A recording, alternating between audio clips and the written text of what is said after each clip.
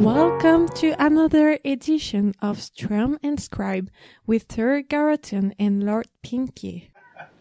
Thank you. Thank you. Velcro is the wave of the future. Jesus, what the hell is that? It's the wave of my future.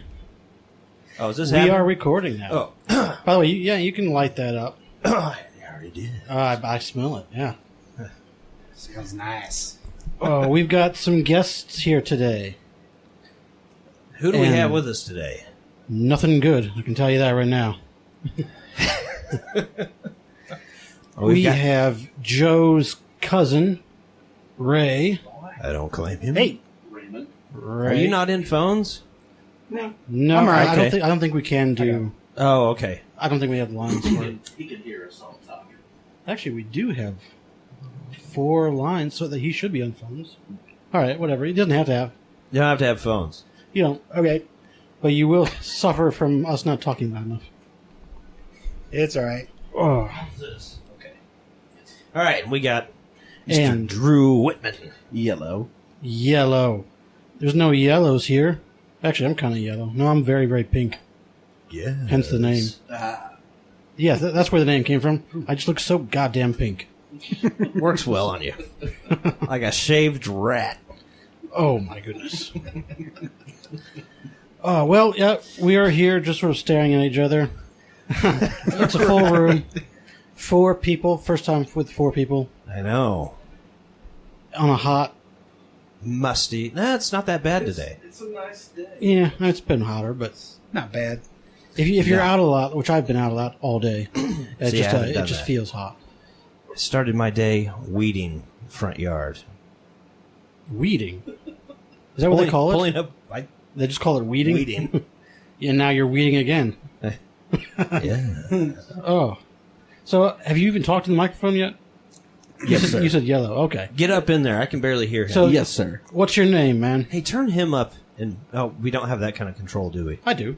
Oh, can you turn him up in my ears a little? Oh, no, I can't we do don't that. have that kind of control. Okay. I can turn him up, but not in your In ear my- specifically. Yeah. This is just a headphone amplifier that just boosts everything. Sure.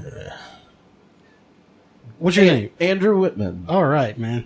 It's good to be here. What brings Thanks- What brings you to town? Well, you invited me.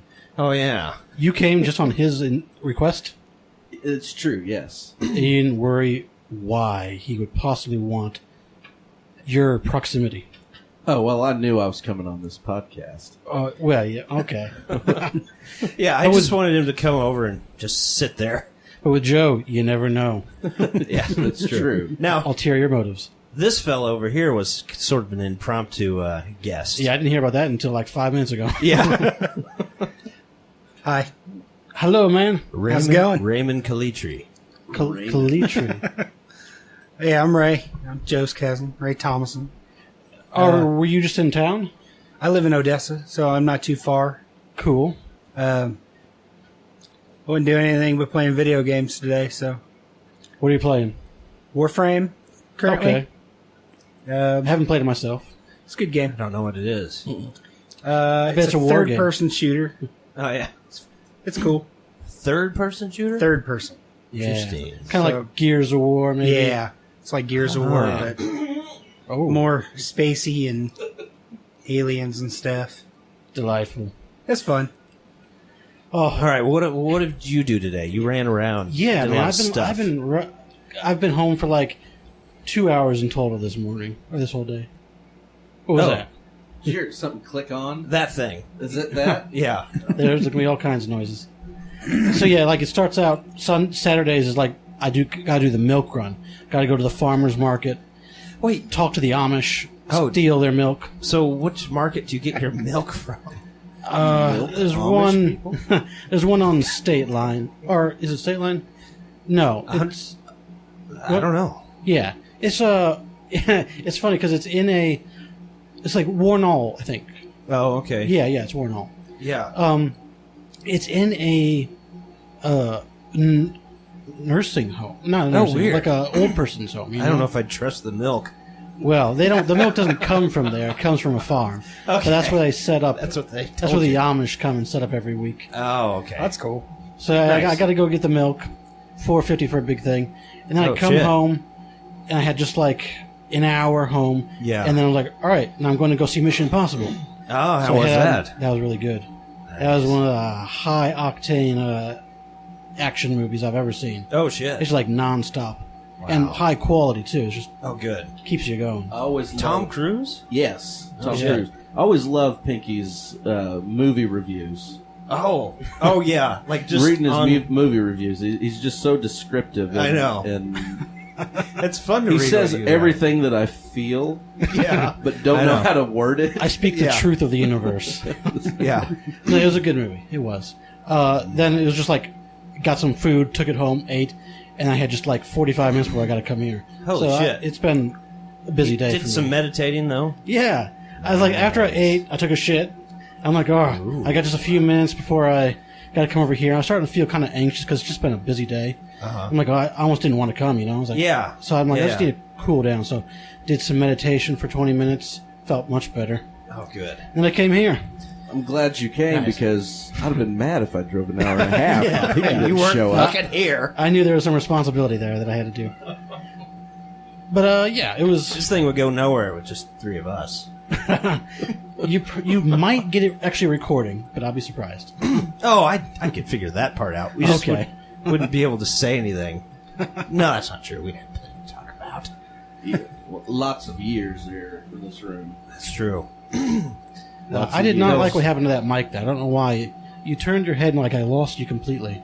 Well, it's a dynamic mic. It's, Yeah. It's going to be not- hard for him to get It's in. not a condenser mic where I can just, That's a very sensitive, like narrow dynamic. Yeah, mic. it is. Yeah. there's Like no, I can still do this, and you can still hear me, right? Oh, yeah. There's no. There's, All right. it's very It's one just straight on. That's right. Okay, well we'll figure it out. That's But fine. We got the one condenser going on. Yep. And it's actually working with everything. Man, that was a miracle. If you listen to our first podcast, it was all us fucking around trying to get a condenser mic to play with everything. Yeah. I forgot about those 48 volts. Yeah. Phantom power. Phantom power. I don't know why they call it that. Elusive. Who's the Phantom? lady. 48 is a real mysterious number. Oh, yeah. It's a prime, I believe. No, that's 47. Never mind. It's an I even don't number. know. Oh, Oh, yeah. It's the current that has to be used for a condenser mic. It's just Well, yeah, I know that. the way. But they're- where's who's the Phantom? yeah. The Phantom of the Opera Oh, of shit. mics. Dom DeLuise? The Phantom movie. Yes. Oh, well, Wait, hold awful on. Who's in a in beautiful that? way. That's Zane is the guy's last name. I never really Billy? saw it, but Billy Zane. Billy Yeah. Zane was Oh, the Phantom God. from Titanic Yikes. Oh, Jesus. and Back to the I Future. thought it was the Alec Baldwin movie. Which one? The Ale- Phantom. oh, I don't think so. What was that? It was like some superhero who wore a hat and a cape. Alec Baldwin? Yeah. Oh, you're yeah. thinking of Not the Invisible Man. the Ghost, maybe? I don't think so. Okay, I don't Was know. it? Oh, Billy Zane. No. You're talking about the. They're talking about the first movie was the one about the dude that wore purple. Yeah, The purple superhero. that's what I was thinking when you said That's what that. I was thinking of. Yeah, but not that. You're talking about Alec Baldwin. Yeah, let me. with a hat and stuff. Oh, I know what you're talking I about. can see the The front of his- Shadow. The shadow. The Shadow, yeah. Have I ever seen that? Oh my Equally as gosh. bad. Garbage. Ooh, that's a great poster. That it, I've never seen that, but No. I can Knock tell off by James that Bond. poster that is Yeah. garbage. Good. Oh, You God. need that on every wall. I didn't even look at it before It's almost as bad turned as it to you guys. Darkman. Ooh, Only thing good about that movie was the Danny Elfman score. Oh, really? he makes everything better. Dark He does. Man? Yeah. Darkman, yeah. Yeah. Liam Neeson. Liam Neeson played. He was a, Dark Man. Huh? He played a superhero villain thing. What do you call that? Jesus. The anti-hero. Okay, Oh. anti-hero. He got burned or Well, something. no, an anti-hero is not He's a like- villain. You're talking like a antagonist or something, or a, He's like a Deadpool. He's like a Deadpool. Okay, so that type is an anti-hero. without the humor. yeah. Oh, that's not good. No. Gotta have the humor. Speaking of humor, We're Saw getting this- all these obscure movie references. I don't know, but here's another obscure one. This is not a movie. There's these people who sell these shows out in Vegas, and they're called Vocal Soup. That's the name of the group. Sounds gross. Yeah, it sounds disgusting. And then there's a fucking Pure phlegm. video. Yeah. There's a video of like their lyrics coming out like this brown shit in a bowl. Oh. And there's like steam. Like Yeah. it's disgusting. And these people are really making it in Vegas right now. I bet. If the Blue Nice. Man Group can do it. Yeah. Nice. Carrot Top. Sing along. Vocal soup. What have you guys been doing today? Did some weeding. Oh, we're back to that. Oh, man. We've run out of topics already. Well, actually, we need to talk about the most obvious question. Well, Yes. How do we know each other? Oh, right. well, I wanted to tell you what I did today. Oh, well, nobody cares. No, it was not that interesting. Yeah, you drove here. Go ahead. I drove here. Yeah. I woke up. My back was hurting me really bad this morning. My God. It's that age kicking in. I on know, it's 30s. Yeah. Rough. That's where it starts. So I didn't get up around for it took a while to get up and around Really? this morning. So, yeah. And then we went and looked at a house. Oh, nice. I went and looked at a house for rent in Sedalia. Cool. Over by Okay. Antioch. The Oh, wow. one right out in the front. Mm. That's cool. Steve and the boys bought that house. It's a brown What? house sits out in the front of Antioch. Steve. Yeah, I was like, you just dropped that name. I don't want to. Steve You talking about Yes. F? Yes, that Okay. one. F? Aff? Yeah, Steve F. He Graph. they Well, bought. I'm the not going house. to edit it out where he said Steve Gray. We'll just say it. Well, No, I didn't say Gray. I said He You wouldn't did. rent to him. I heard didn't it. say Gray. You didn't? No, no, Graph. Graph. Oh, Steve okay. Graph. I swear I heard that. Well, I stopped Joe. He started saying Gray. Oh, maybe that's where Well, it then was. he I heard. stopped. Well, no, I assumed since it was Antioch, it was Steve Graph, but I didn't. Yeah, there's a house out in front. Uh-huh. In the front that they bought. The old Okay. lady had went to a nursing home or something. Oh, over there. okay. So we went and looked at that today. Nice. Nice house. How is it? Nice. Cool. I told Steve we'll rent it from him. Oh, nice. I like Steve Graph. He's a cool dude. Yeah. Don't know. He didn't give me, but he let me borrow Uh-huh. his new Martin Oh, Triple wow. O DB. Oh, God. What did he say? Jeff? Oh, Tweedy? Something? Jeff Tweedy or something? Some guy know. that plays guitar. His signature guitar. Oh, wow. Thank How you. much is that? I don't know, but it's beauty. Conray Really? Twitty? Yes, Conway Twitty. That's the one. Like a man with a slow hand. Sorry. I got a No, it slow was a hand. great house. Great house. Nice. That's what we did today. We went. And So looked do you at the think house. you'll... Oh yeah, we're going think to that's going to happen? Mhm. Sweet. You're going to be back in town. back in the Sedalia. Sounds That's good. cool. Yeah, instead of It's all right. Florence. So how do we know each other? How do we know each other? Church. Church. I guess. Well, Yeah, Well, that's sort how I of. know Caleb, Yeah. Oh, yeah. the Pinkinator. the Pinkinator. From church, I know Ray through you. I guess, yeah. but Still yes. technically church. So Yeah. Joe and I have known For each me. other for my whole life. Oh, yeah. You were born into his arms. Yes. When he popped out, I there. was just there. And he Welcome said- to the world. He said, 2.5 years "Ew." Crazy. Anyway, so I was born in January of '84, and the church started in April of '84, Okay. and we were like first members. I guess so, yeah. But Yeah. that's how we met. My mom and his dad became really good friends. Uh-oh. Trouble there. No, they were just really good friends. And All And throughout Terry, that time. too. Oh yeah, Terry. Yeah, Yeah. but mom and dad had a musical kind of Oh, like how sure. Joe and I do had a Right. musical yeah. connection there with stuff. So Very Um, nice. It's a long ass time ago. yeah, Yeah. 34 years. Well, how old were you when you started playing the drums for the church? For the church, Yeah. well, I started playing when I was 10, and I started playing drums when I was 13 for the church. Mm. Yes, Yeah, you were very good. thank Yeah, you. you were. Yeah. You suck now. No, I haven't heard you Low. play in forever. No, I play in a country band. I just know. had I told thought that Joe was so about funny. Who's this? That's my country band. Like, All right, where can I get one? Like, he just went out and got one. Like, Joe, if you put up the signal, you would have a band in like 2 seconds. Yeah. like the country band signal. You'd have You could have any band you wanted. If you just Whatever. mentioned, like, I'm looking for a band, people would flock to you and they'd play with you. I know, that's why I don't do that. Yeah. This guy. That would be fun. It would be your drummer. Do that again. But yeah, so I'm in a country band. Friends of my brother Tim. Man, I haven't seen him in forever. Oh yeah, it's been a minute. Yeah, Like, I don't think I've seen him since, like, the tent. Probably Ooh, not. let's Yeah. not get into that story. It's been longer than that for me. And then there's Really? Nay, who also came and lived with Josh and Joe for a while. Oh, yeah. In the trailer. God. The trailer. Some of these things I don't remember. Like, Oh, I remember. traumatic experiences we try to block out of our brains. Right. Some of these things I That don't recall until someone brings them up. I'm like, oh, Dadgum yeah, that's trailer. right. That's because, like, they were brief moments and they were a long time ago, and you just sort of moved past them. Yeah, We I guess used to so. have- There was a lot of really we used brief to have moments. practice from a long out time there ago. in our Jesus Nightlight band Out there we did? In the living room. in the living room. Yeah. God.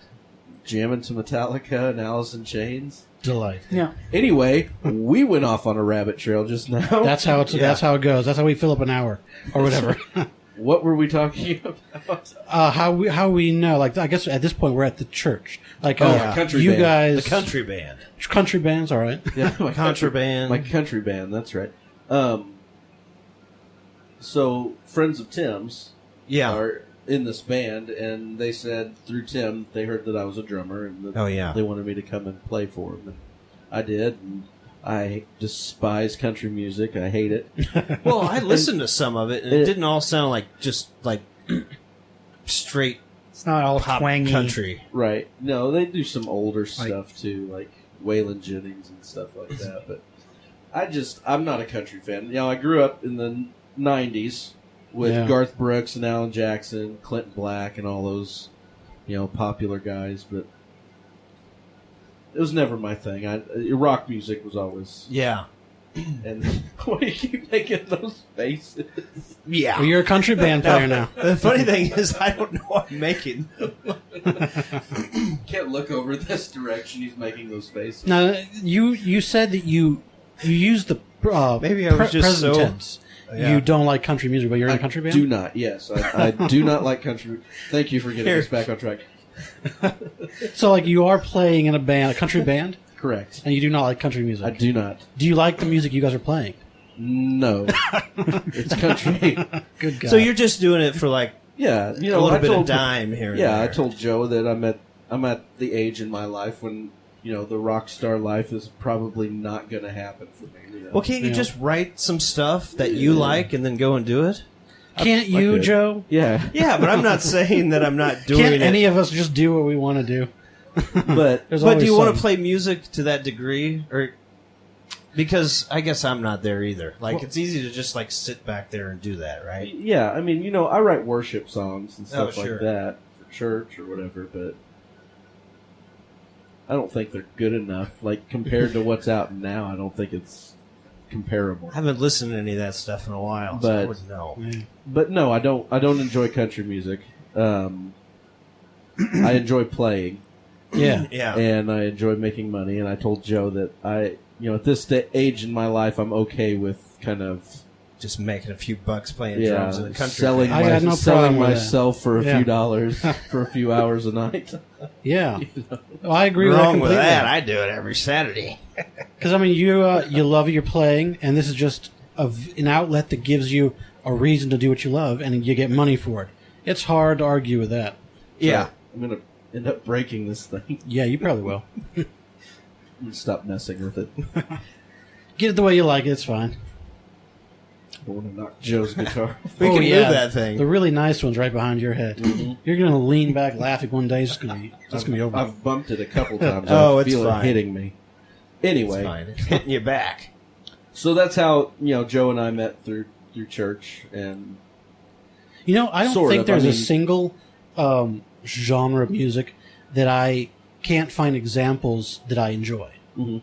Like, That's the way I even am. country, I'm not a fan of country. It's probably one of the least, that and Oh, rap. yeah. But Yeah. I will sometimes put on a country album just because there are certain ones that I enjoy.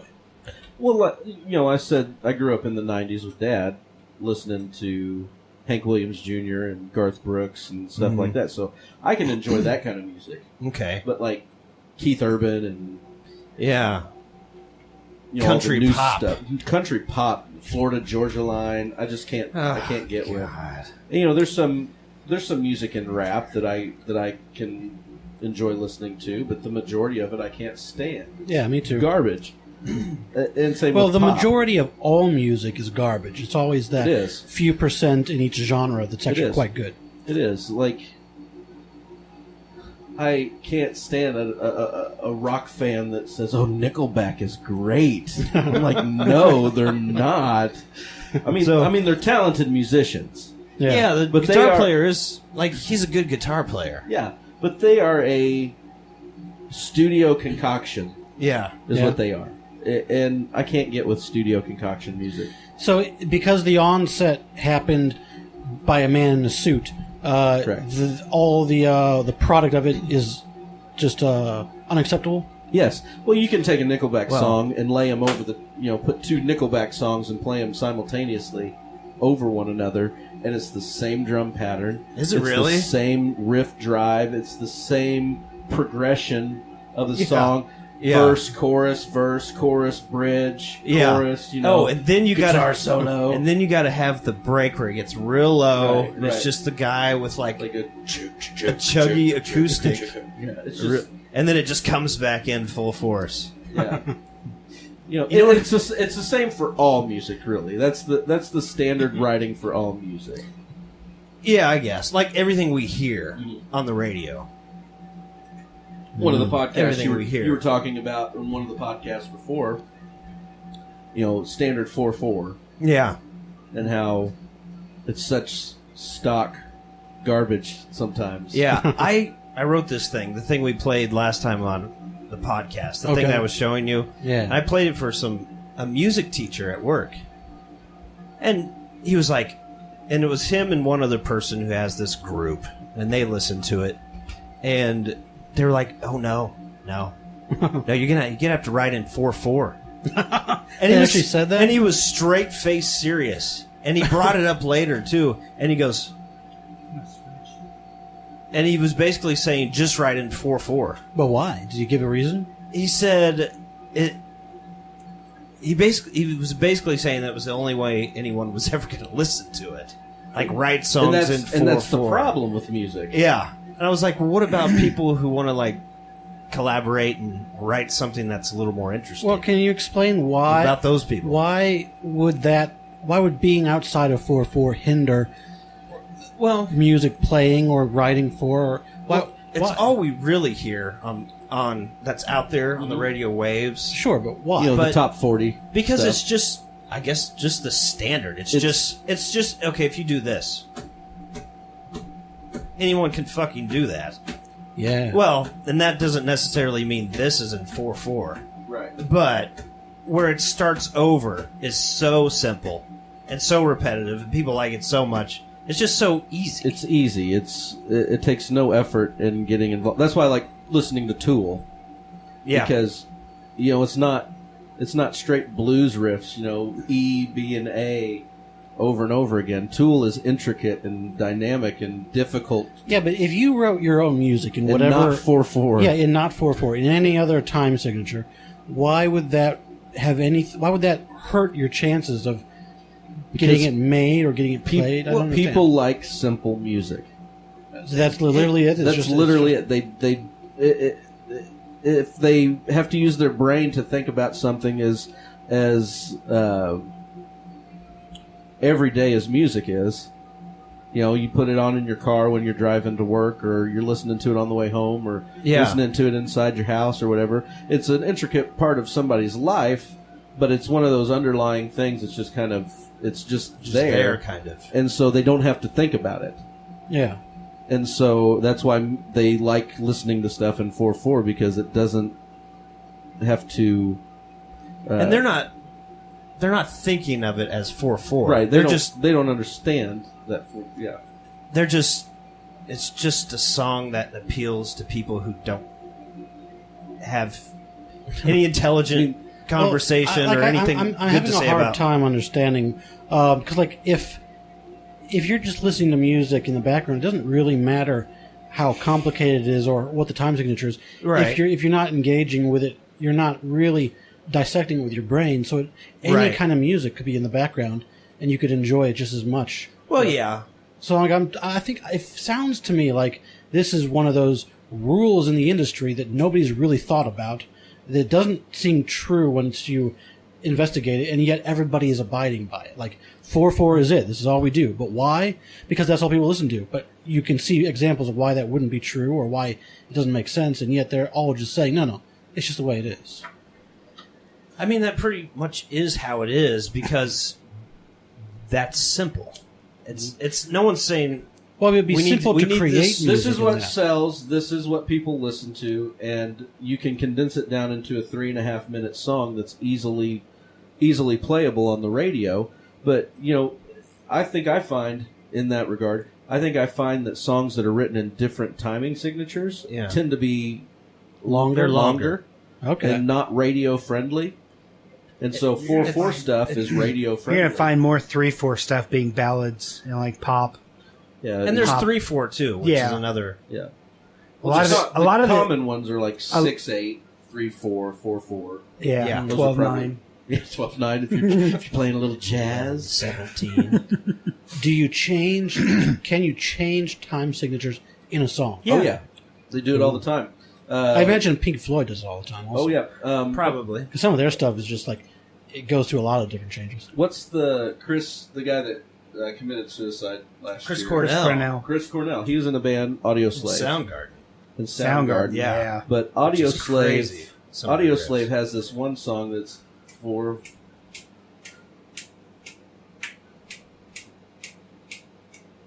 So it's like 4/4, 5/4, 4/4, 5/4, and it's just really, but it's in the song. So the first measure of the song is 4/4. The next one is 5/4. Then it goes back to 4/4, and it just progresses like that during the interlude, and then it goes to, it's the same through the whole song. It's all one measure, 4/4, 5/4. That's Every cool. measure switches a timing signature. I would like to see more stuff out there. Yeah. I'd like to. It would be nice. You know what I mean? Bring back the 70s. Well, another thing is rock music has been the number one genre of music since, I think, Number one as in sales or listeners? yeah, number or one just- is in listeners, sales. Mhm. It was the most popular Until like 2 years ago. only 2. Yeah, it's only been like 2 years where Really? rap music, pop, that genre of music overtook rock music. I feel like that surprised me. It was only 2 Yeah, years it's only ago. been 2 years. Because I would have thought pop music would have outsold it But a decade pop ago. music We gotta goes remember in Nickelback. pop music goes in such short spurts on who's good, who's not. Because we went from having like New Kids on the Block in the 90s to like 5 years and nothing good. Then Backstreet don't Boys, and then all of a sudden you had Backstreet Boys and Yeah, but and all of them. we've had like And now it's- Beyonce has kind of like been the queen, as they say, for almost 10 years now. So it can last a while. I'm saying you have to like her. I'm saying Yeah. sales wise. Yeah, right. What were Yeah. you talking about? I was texting. Sorry. Oh, Don't do that. I had to respond. So what to were you it. saying? Sales is weird. Maybe we don't understand what you were saying. For pop music? Yeah. Yeah. Yeah, you'll get a band that's really, really good and really popular, but they'll Yeah. only last like 4 years. And Oh, so we'll okay. go 4 years with So you're not saying Right, 'cause huge it's- band, and then you'll go another couple years, maybe 2, So It's without generic. anybody. So there's these people that It stay peaks. at the top for a long time. And then there's a lot of Right. people who just come and go. Pop music has like very little longevity as far as things people will try and reproduce. Well, right. It's one of the most one-hit wonder genres Yeah. of music. Is pop And it music. has to be that. It has to be that for the industry too. In the 'cause early it's 90s, it's catchy. It has to turn. It's always turning over. There's always a new thing. in the early 90s, like, I kind of wonder if some of these pop bands would have been as big as they were if the internet had really been around at the same magnitude that it's at now. Oh, Because you're talking about nobody being able to do anything except for, get cassette tapes and CDs, as opposed to the accessibility. Napster. Yeah. In the 90s or late 90s, they didn't have any of the accessibilities like today. I bought 2 albums online last night Nice. of groups I had just found last night. That's cool. That's the internet for you.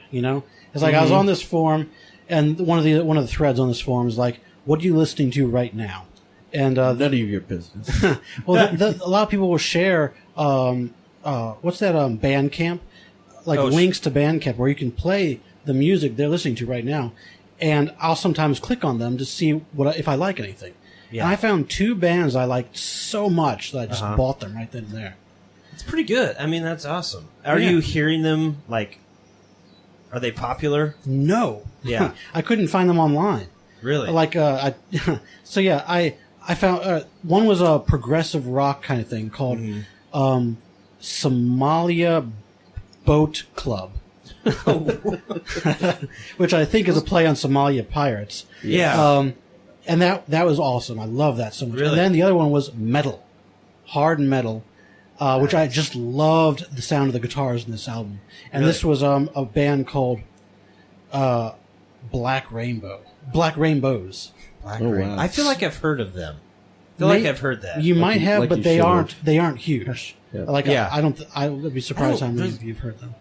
But yeah, it's hard. never heard of It's them. really hard for me to find anything that's huge now. Yeah, that I you like. really like. Yeah, But I was never really into Godsmack when they first came their around. new album's pretty good. But I heard their new single and just about fucking drove off the road, dying laughing. It was the funniest shit I'd ever heard. Something about being bulletproof or something. Yeah. It was the most predictable and compressed single Oh, I'd it's ever heard in very my compressed. fucking life. It's very compressed. And just lifeless. And then everything they were singing about was there's still people you're- sitting around bitching about You're close to 50 and you're still arguing about this stuff. Dude, Right. I've been listening to that album. you're I actually still enjoy just so disturbed. I don't dig new Godsmack. I did like Godsmack's first 2 albums. Yeah. The self-titled album and Awake. Yeah. I thought they were good, but everything after that is just so generic rock crap to me. It's butt It's- rock. It's From someone who it's- isn't a musician and don't understand all the guys stuff you guys are talking about. I listen to it and I like the sounds. I like the guitars. I like Yeah. I like that. Yeah, it's I've got always a liked good the heavy musicality. drive that to it. big Does it? beefy Yeah. sound. I've always liked their musicality. Yeah. I've always dug their sound. Their sound hasn't really changed much, but it is very more commercialized Yeah. than it was from their first album. Is The it? same way with with Nickelback. Oh yeah. Nickelback's very first album with Leader of Men on it I don't know. was okay. It was decent, but it was like their first album that they did themselves. And then whenever they got a record deal, you got a producer telling you what you can and can't play. And, they own your music. You don't own any of it. And so you've got to do what they say. Yeah. And then when you get to that level, you get people coming in and writing it. Writing it for you, and you're No. just singing, Yeah, a band should not have people writing for them. Like if you got 4 people in your band, there Yeah. should be somebody in there who can write music. You'd think so. And you should have a collaboration of rich ideas happening all the time. Right. You should not be. You should be able to. You shouldn't be able to not write. I mean, it should just be happening constantly. If you're writing your own music and people are listening to it, you should have from record to record. You should have a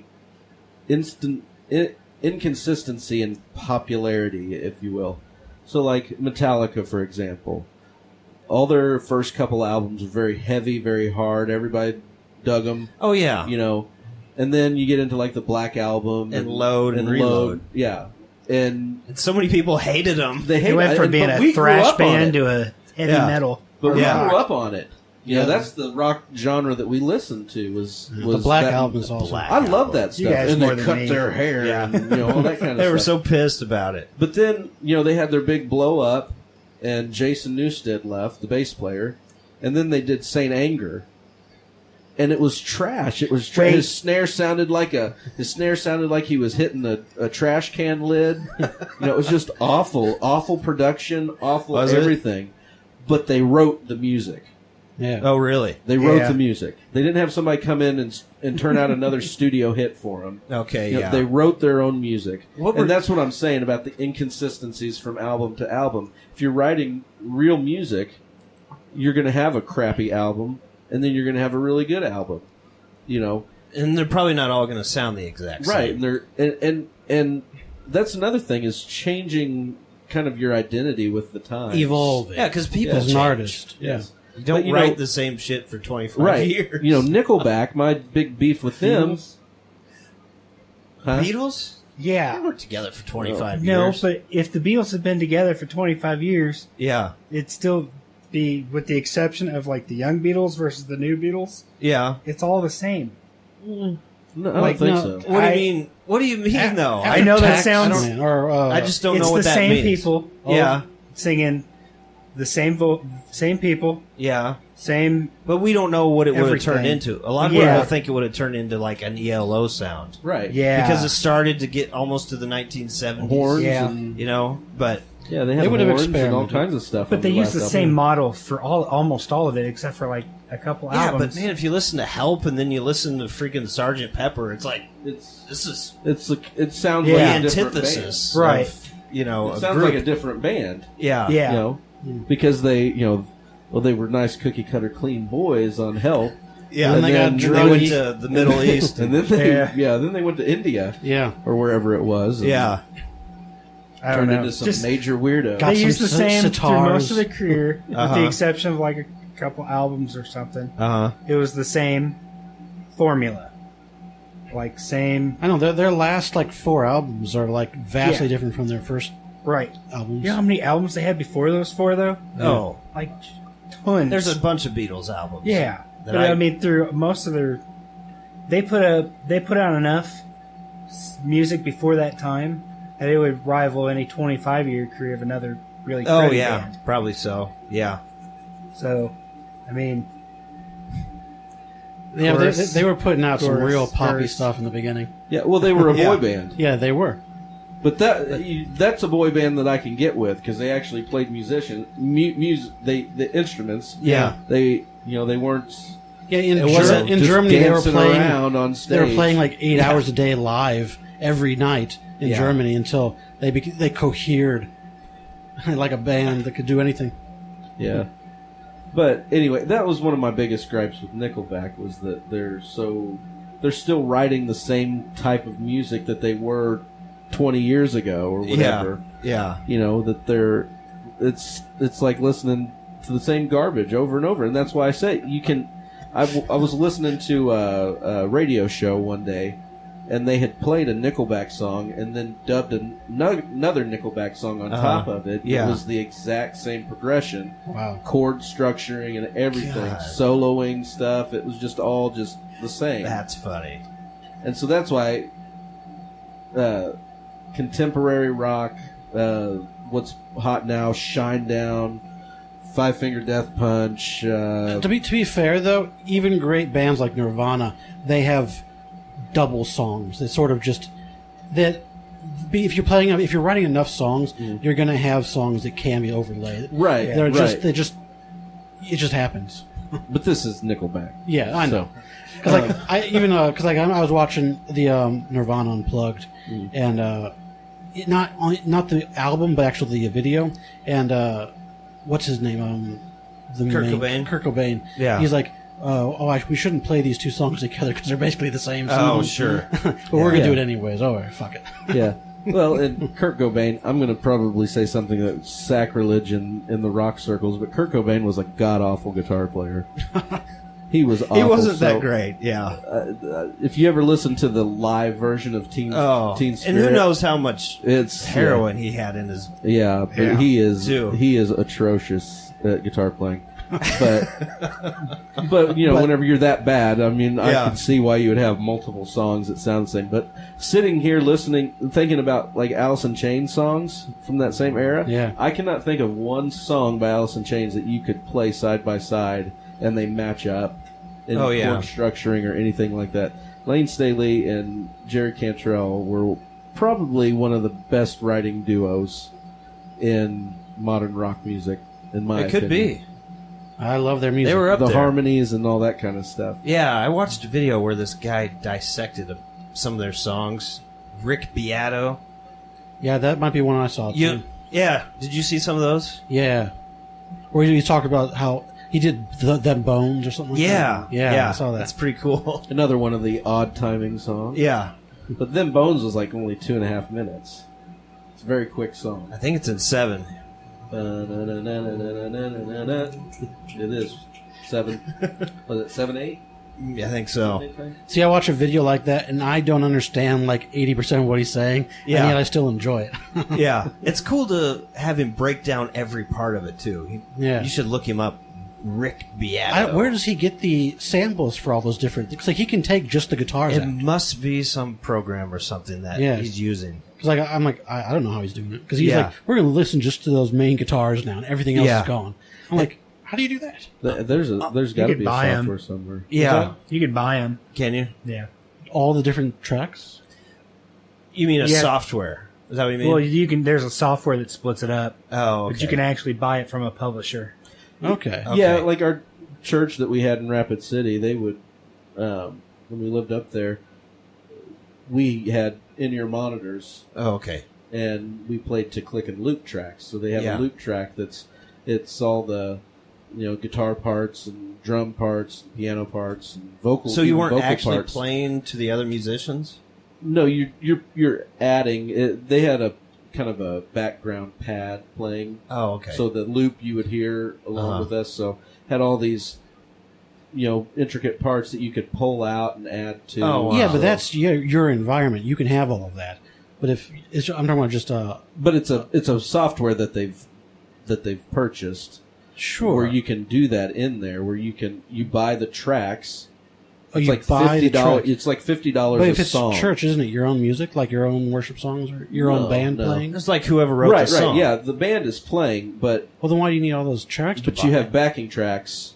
Backing tracks that play behind you in each person's ears. Like if you needed, but also out in the congregation too. Okay. So like whenever I did prison, I did prison ministry, and so you went to prisons. No, Yes, I did prison. I didn't know that. I did. We're gonna have to talk about that. It was a cool thing. Yeah. Anyway, when I did that, we had the same thing at the church. We had a little personal monitor that we could adjust all of our settings in our ears. And, also had click and loop tracks playing. See, with us. I understand. Like if I needed why you'd want guitar a click and loop part track. and I didn't have a guitarist, I could add that loop track into the. Wow. But that could be generated live. Right. The click and loop. You don't have to buy an album or a track of click and loop. Yeah, you just play to a click. Yeah. Right, but the loop is the song. Yeah. It's the backing tracks to the song. Wow. And it's a thing that a bunch of churches do now. Because they're all really generic. Bad. Yeah, because then you can't go live. Right, I mean, you can't break free, right? I mean, you got 4-chord songs. Yeah. It's all generic music. The Rick Beato guy was dissecting some old 70s music. And he would isolate one mic. Yeah. But you'd still hear the guitar because they were playing it live. They didn't play with a click. Yeah, that's cool. So it gave the recordings this, it wasn't just this real staccato recording. Like it gave it all this space. You know what I mean? So the reasoning for click and loops is to play the song as close to the original version as possible. I do know that. To stay, because services like at the church we were going to, they had 2 on Saturday, 2 on Sunday. And so they had to structure the services in such a way that they were only condensed down to an hour and 10 minutes at the most. And so every song had to be the exact same. Every song has to be timed. 3.5 minutes here, 4:08 here. Please. They. Oh yeah, They had to have it all condensed down to 20 minutes or a whatever. little too much. Oh So- sure. Yeah, Yeah, that's that's better. that's the reasoning for the click and loop. See, I at always church. imagined click and loop being not so much timing the song, just keeping you on rhythm. Like if you don't have a drummer, Right. I never realized that it was there to sort of structure the entire stop and the beginning and ending. of Oh the yeah, song. I never thought about it that way either. Yeah. It's weird that you're actually playing with the song Yeah, well, you're or parts. Like right. Pieces. I mean, everybody's live. You got live instruments playing. Yeah. But yeah, Behind it's- you, you it's have- essentially But you don't need to, apparently. right. Yeah, it's like strings in the background, Oh, wow. or if there's like a keyboard synth sound that's going on in the Yeah. background, that's Ooh, added That's through the next loop. thing I'm looking for. That's added through the loop. Keyboard synth. Yeah, I want. You know what I really want? A Moog modulator. Wurlitzer. Wurlitzer electric piano from the 70s. Where are you going to put it? Well, find a spot for it. Under the George. Under George. That stuff will just have to move. Oh yeah. Anyway. Anyway. Well, what were you listening to in the 90s? I remember you were saying, because we were on the Metallica thing. You're about there too. Oh, I know people hate the Metallica Saint Anger. Mastodon. I liked it. Did you? Yeah. I don't know much about it, to be honest with you, It's at all. I liked it, but it would be better if it wasn't under a Metallica name. So if If it wasn't Metallica? if it wasn't Metallica, it'd be perfect. It's got a couple songs there you kind of go, what are they doing there? Yeah. But most of it it's really heavy, it's really hard. Yeah. I can get past the sound of a trash can being beat every now and then. yeah. And it's only a couple songs. So is it, like the way it was engineered, is it just too... You know how They everything's didn't so leave, compressed? yeah, it's really compressed. They Yeah. didn't leave a whole lot of space Yeah. for each instrument, I don't think. Mm-hmm. Then they put out like a DVD that goes with it, Really? and it shows them doing the recording there in a great big warehouse. Huh. Like, doesn't sound soundproof at all. Yeah. So it sounds more like a live album ish. Really? Self out. That's cool. What's that? I like it. Knock myself out. Oh, shit. It's a I may little have to long. Run downstairs and grab a drink. Please do. Can I bring anybody anything? Could you fill this up? Yeah. Anybody? Can I get a water? No, sir. I don't know if I can carry a beer and 2 waters. I'll walk down with you. Yeah, I can. Sure. Especially on those I need to steps. stretch my legs anyway. We can just pause. Yeah. Yeah, we'll do that. Pause for your commercial break. Pausing. But anyway, back. Marlon Brando's bladder. Oh, butt cheese. But Jeez. But she's Romano. That's what I said last time. I guess Oh, we're that's right. back. Yeah, We we're back back. at this? We're recording. Good Oh, times. I promised I would steer the conversation. Is this really hot to you guys? My vibe? It is kind It of. is hot. I think Maybe I was turn not it so- down a smidgen. I think in I'm my just ears. closer than I should have been. I There feel we my are. temperature going up. It's so hot. Oh yeah, the voice of the devil, tingling up the spine, eradicating the liver. It made me think of the crocodile that walks like a man.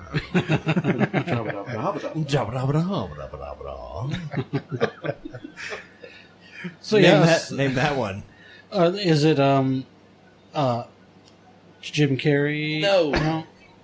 I was thinking Paul Hogan. Paul Hogan. Okay, Do you know who Paul Hogan is? Crocodile Hunter. Close. Crocodile Dundee. That's the it. one, yes. I think it was the very first one. I don't think it was the second one. Oh, I think it was the second one. Yeah. Steve Irwin's a Crocodile Hunter. That's correct. But Right. yeah, Paul Hogan, the Crocodile Dundee. But I'm probably wrong. I'm not that up on the I can't Crocodile remember. Dundee movies. I can't remember. They were so long. Yeah. That's all I remember. Make it about halfway through when I'm like, okay, that's enough of Australia for me. Well, you're in New York or something. That's not Australia. Oh no, it's in Australia. Not the first. Well, you're in. They both Australia. starred in New York, though. No, like the first one, she goes to Australia and then he comes back to New York. Right. And it's the whole fish out of water thing. Yeah, and then the second one, That was the second they're one. in New York, right? And then they go to And then Australia, is that? I think so. and then she's the Because fish she out of gets water. kidnapped by the drug dealers. Right, right. All right, I don't think I've seen that one. And then there's a third one There's a third one. Yeah, where Oh, shit. they're much older and they've got a kid together, and My the third God. one's always the one I've they shouldn't never have he's made. like out in Heard the of boat. that. He's out in the boat in the Hudson Bay throwing or whatever it He is. gets eaten by a crocodile. Hudson River, and he's throwing like grenade or dynamite, That's almost as bad. dynamite into the water, and killing fish. My God. A beautiful way to start a movie. It is. And the Coast Guard comes and captures him and tells him to stop. Captures him? Oh, okay. Then they waterboard him. What do you think I could sell this for on Reverb, Drew? Oh, This is the shitty mic that we I could talked really- about. Yeah. Few Someone episodes that ago. knows guitars or someone who doesn't? that Dude, is. No, see, I think even 'Cause- somebody who Is that all American doesn't made parts? would not. Yeah, like it's that. all neck. American-made parts. But you said it's got Gibson knobs on it. Yeah. This is a Music Master body. What A year? duosonic neck and Gibson knobs. What year is that? I- Do you know? When the guy sold it Looks like a 60. to my dad, he said it was a 63. Mhm. But that doesn't necessarily mean that everything on it is from 63. Right. Yeah, something on there looks like it's from the 20s. I don't. 1820s. I don't imagine. I don't imagine that it would bring much. No, I can't either. I bet you I But could it's put a cool guitar. I bet you I could put $350 on it. Yeah. And someone would buy it. Some hipster worship guy at church that And then plays 3 chords and Yeah. has 50 pedals and only uses 2 of them. Yeah. One of them's Delay. the Big Sky reverb. Right. Everybody's got that thing. Oh, I don't know what you guys are talking about. But I think this is a cool guitar. You said it was ugly. It's ugly as hell. I think it's cool. I enjoy it. Well, ugly things can be cool. Look at me. Jesus. But it looks hideous. That's a good one. So, Anyway. we were talking downstairs on the back porch. You're out of work now? Yeah, I'm unemployed as of yesterday. I love being unemployed. I wish I was. I wish I was. I hate it. I'm looking forward to it. Yeah. I'm looking forward to sitting at home. So not what doing happened? anything for What a few happened? weeks. Our store closed that I worked for. I worked for a music store in Sedalia. Jesus Christ. No, No? He didn't do it? not that one. He'll get his own. His name was Jesus.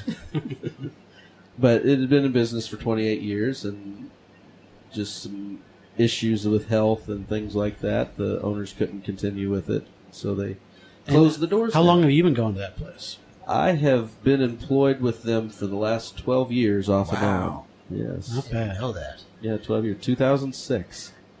Holy And were shit. you a fan of the store before you yes. got there? Yes, it So you- was the premium music store in Sedalia. There was a couple of them. So how long were you a patron before you Oh, were hired? Forever. Probably, years. Years. Years, So this is a years. real blow to your heart, basically. This Yeah, is you love It's this a blow to a place. I lot do. of people. It is. Yeah. It's a Everyone I've huge- talked to. It's a huge kick, and it was sad. I got very emotional whenever we were closing down the store because Oh, I bet. instruments were disappearing and displays in the stores were disappearing, and so you're basically watching this It's weird. thing that has died decompose right in front of you. And that's it's like watching the breakdown of a dead thing over a time lapse. That's sad. and everybody we grew up with and everybody we looked up to when we were starting to play, everybody went there. Yeah, It it's very respect. I mean, I don't know about so much the music store side of things, but the music program that they had, the lesson program, was a very respected music program in the area. Now, would they hook someone up with a musician, or did they themselves teach it? They would. We had lesson studios in facility, so they would hire they teachers, would hire right? outside teachers to come in My and dad teach. taught there. And the majority, from the time I was there anyway, the majority of our teachers were all college graduated music Oh, really? people. They all had a degree in some fashion to do with music. That is excellent, man. And so, the other music stores in town don't have that. Yeah, I've never heard That was the big draw, is that our Could go lessons might be somewhere- a little higher than they needed to be. Yeah. But you have a premium teacher. Yeah. One guy that taught for us, his name's Tom. And surrounded by great instruments. Right. One guy that that taught for us was named Tom, and just a phenomenal bass player. He's got this beautiful koa wood 6-string carven bass. Oh wow, carven. Yeah. It's not one you what kind hear of wood? much. Koa, Hawaiian koa, Ooh, and maple. that sounds So beautiful. he had, it was a 5-piece neck, five-piece neck, Wow. koa and maple, and then outside body was koa. Wow. But it's beautiful bass. And you don't he's hear just, carven much. No, around, it's a you change. know what I and mean? the new name is Kiesel. Yeah. And they're still just as awesome as they were Yeah. before. But anyway, so he taught for us, and he does everything. The short list is what he doesn't do. You know, banjo, dulcimer, you know, all these Oh wow. Kentucky bluegrass mountain music, the wash tub. You know, he doesn't play any of that stuff. The spoons, you know. But clarinet, saxophone, trumpet, violin, cello, bass guitar, electric guitar, acoustic guitar, drums. Wow. He could probably teach piano if he wanted to. I mean, he's just all around well-rounded musician. He's he should be in L.A. or New York playing in studio, or you know, But he's in Sedalia. or Nashville or something like that doing studio work. Yeah. Wish I was doing that. But What's he doing in Sedalia? exactly, that's my question to him. But he's a phenomenal bassist, Really? bassist. And anyway, but you know, he teaches. He taught there, and some of the teachers are going to try to stay together and start their own thing. That's a good Oh, idea. good. But the music program was such a respected music program Sounds Yeah. like it. in Sedalia, and you know they ran, I don't know how many kids, just hundreds upon hundreds upon hundreds of children and adults even coming in for lessons. But the music store was pretty well liked in the community, but you know, the decline of Brick and mortar. stores, man, it's Killing on- everybody. It is, and it's not just the music industry. You see No. Kmart going out of business. And Sears, Oh, yeah. You know, Sears Holding, which owned Kmart, they're going out of business. But Barnes and Noble, you know, things like that. People aren't reading books anymore. They're Yeah. getting it online. But at kind of at the same time, there's a lot of those people who really want that connection to authenticity. You know, Yeah. like people love going to get coffee, and people love going to like those smaller bookstores and Yeah. stuff like. So in one way, they're kind of thriving because there's that culture that's wants that connection to the tangible place. You know what I mean? Yeah, But on the other hand, the numbers are dwindling. right. Like I think you're always going to have a contingent that wants that, but the masses aren't going to the stores anymore. Right. It's the same thing with like music. Yeah. Like Yeah. nobody understands how important it is to like put your goddamn phone down and go out and do something. right, Like exactly. don't just click I want this. Right. You know what I mean? Like go out and do some shit. Yeah. Like go to a store. Well, that's the I hate going to stores. that's kind of the decline of I civilization. hate it so and- much. Kind of the decline of civilization and the rise of technology. Yeah. You know, Yeah. we're turning into the Wall-E. You know? Yeah. We'll be all floating around on little. But you enjoy high going out to hovercrafts. To what? I don't know. I really don't enjoy going out you at all. But you like the connection to the things that you like. Like Sure. you're really into headphones. Yes. You're really into books. And Yes. and I think you probably understand the importance of those places. It's a contradiction. For you, Because like I understand it and I appreciate it and I really wish the world was different. Yeah. But at the same time, I you don't want to go out. and do I it. really don't like going out. I don't like going to the store. Yeah. I'll do it so rarely actually. Yeah. Like I go to the grocery store still. Yeah. You know, Sunfresh. Well, you got to do that shit. Yeah, Have to well, see you don't have to. Lipari. There are services you Oh, can get to that's there. true. You don't have to do that anymore. Yeah. Lipari. I still go there all the time. Remember that? Yeah, I see him every day. We got back to I the pet his milk knees. section, and there was a bunch of people standing around, and he yelled at them. They were speaking some other language. I didn't then- yell at him for speaking a different language. Like, No. speak English. No. No, he just told him to get the fuck out of the way. Oh yeah, I needed some orange juice or something. Yeah, and then we actually met Lipari. Oh yeah. He's That was still. a strange I think he encounter. still stands there. Does he just stand there? Just sort of watching over things. Yeah.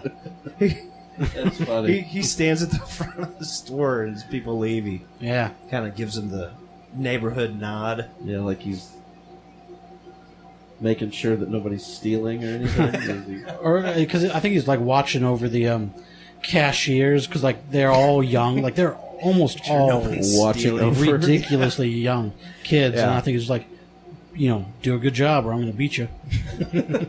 Yeah. I walk by him and tickle his knees, say goodbye. And that was actually the Lipari, though. Yeah, it was. So weird. Joe walks by. He goes. He leans I didn't over to know this who guy. the fuck he was. He leans over to this guy as we're walking out, and he goes, "Lipari," and he goes, "Yeah." I was like, oh shit. He stuck his hand out. We had a quick handshake. I don't like going out either. Yeah. I hate it. I hate going out. I hate talking to people. I hate doing stuff where there's large groups of people. I can't I'm the get same. with it. I just it's like Walmart, right? Oh god. I go to Walmart every few months because it's cheap and I know I can get some things there. But it's like the experience is always so bad. Oh, it's so bad. And I'm like, I just don't want to be in this line. I don't want to be. I don't like the people. I don't like any of it. Well, that's Especially different, when though. No one wants to go to Walmart. True. Well, especially when they only have 4 registers open. Yeah. 90 lanes, but Betty and Gertrude are the only ones available. Right, and only one, that one aisle where they only sell cigarettes and stuff, and everybody is at that one aisle. And that's the only one open at like 2 o'clock in the morning. Oh. So you got a line of I don't do the late night stuff anymore. Because I have a full-time job, it's like I'm in bed by like 9:30 to 10 every day now. Oh, it's like I used to be up. I wish. I used to have like a rotating schedule. Like I would just be up for as long as possible and sleep as long as I need to, and then be up again. Yeah. And I would sometimes go through a rotation where I'm like up all night and then sleeping during the day. But like that, I did that for years and years. But now it's like I am on a schedule. I feel like an old man. Yeah. It'll do it to you. Yeah. I wish. I could. Oh, you wish you could go to sleep at I night? could go to bed at 9 or 10. Me too. Yeah. Such late owls, man. Anyway. I just can't wind down. No. I'm just But I have to get up at like 5:30. Yeah. So anyway, the store, we got to that conversation. Yeah. The store went out of business this week, and so I am currently unemployed. I'm thinking about going back to school, though, to get a degree in something. That'd be all right. Criminal justice. You should. It's worth it. But music is your passion, and you're currently doing music. Yes. Surely there's got to be something you could do in that. Probably. Probably. I do have the guy that I've got the guy's phone number that wrote with Rich Mullins. Oh, really? Mm-hmm. Is he still writing or? Yeah. There's a guy named Tom Stammen that came to our church in Sedalia, and he said, if anytime you want me to hook you up with this guy, just let me know. Nice. Call him. So that was a year ago. Oh, you said anytime. Yeah, anytime. What would that amount to? I don't know. I would assume it would amount to getting into maybe the Christian music scene somewhere. But, okay. That's more where my heart is for music playing ability anyway, is more for, church worship, stuff like that. I don't want to go out and, record pop songs or become famous in that regard. So yeah. But also, I'm cool with gigging in bands. Playing other people's music is fun. Well, yeah, except country. But like, if you're in your own band, couldn't you just take session musician gigs anywhere, right? Yeah, but session musician gigs, they want you to be able to read music and stuff like that. And I can't read a lot of that needed in that area, Not though? in Sedalia, no. Yeah. No. Barely in Kansas City or St. Louis, for that matter. Yeah. So I know a ton of theater people now because I'm kind of associated with this theater, and they're all like trained, musicians from school, and they all read music and stuff. But once you know people, they don't use anybody else. You know what I mean? Yeah. Yeah, you guys talked about in one of the other podcasts about people that go to school for music theory and music performance and stuff like that, and how they just read sheet music. Oh, but yeah. have no personalities outside of sheet music. They have no creativity. Yeah, those are can't the just same play. people Yeah. who told me to write it 4/4. Right. Don't listen to him, man. Well, they actually do play out like you do in some groups, but they don't understand the value in being different. Right. You know what I mean? Doing things a little bit different. yeah.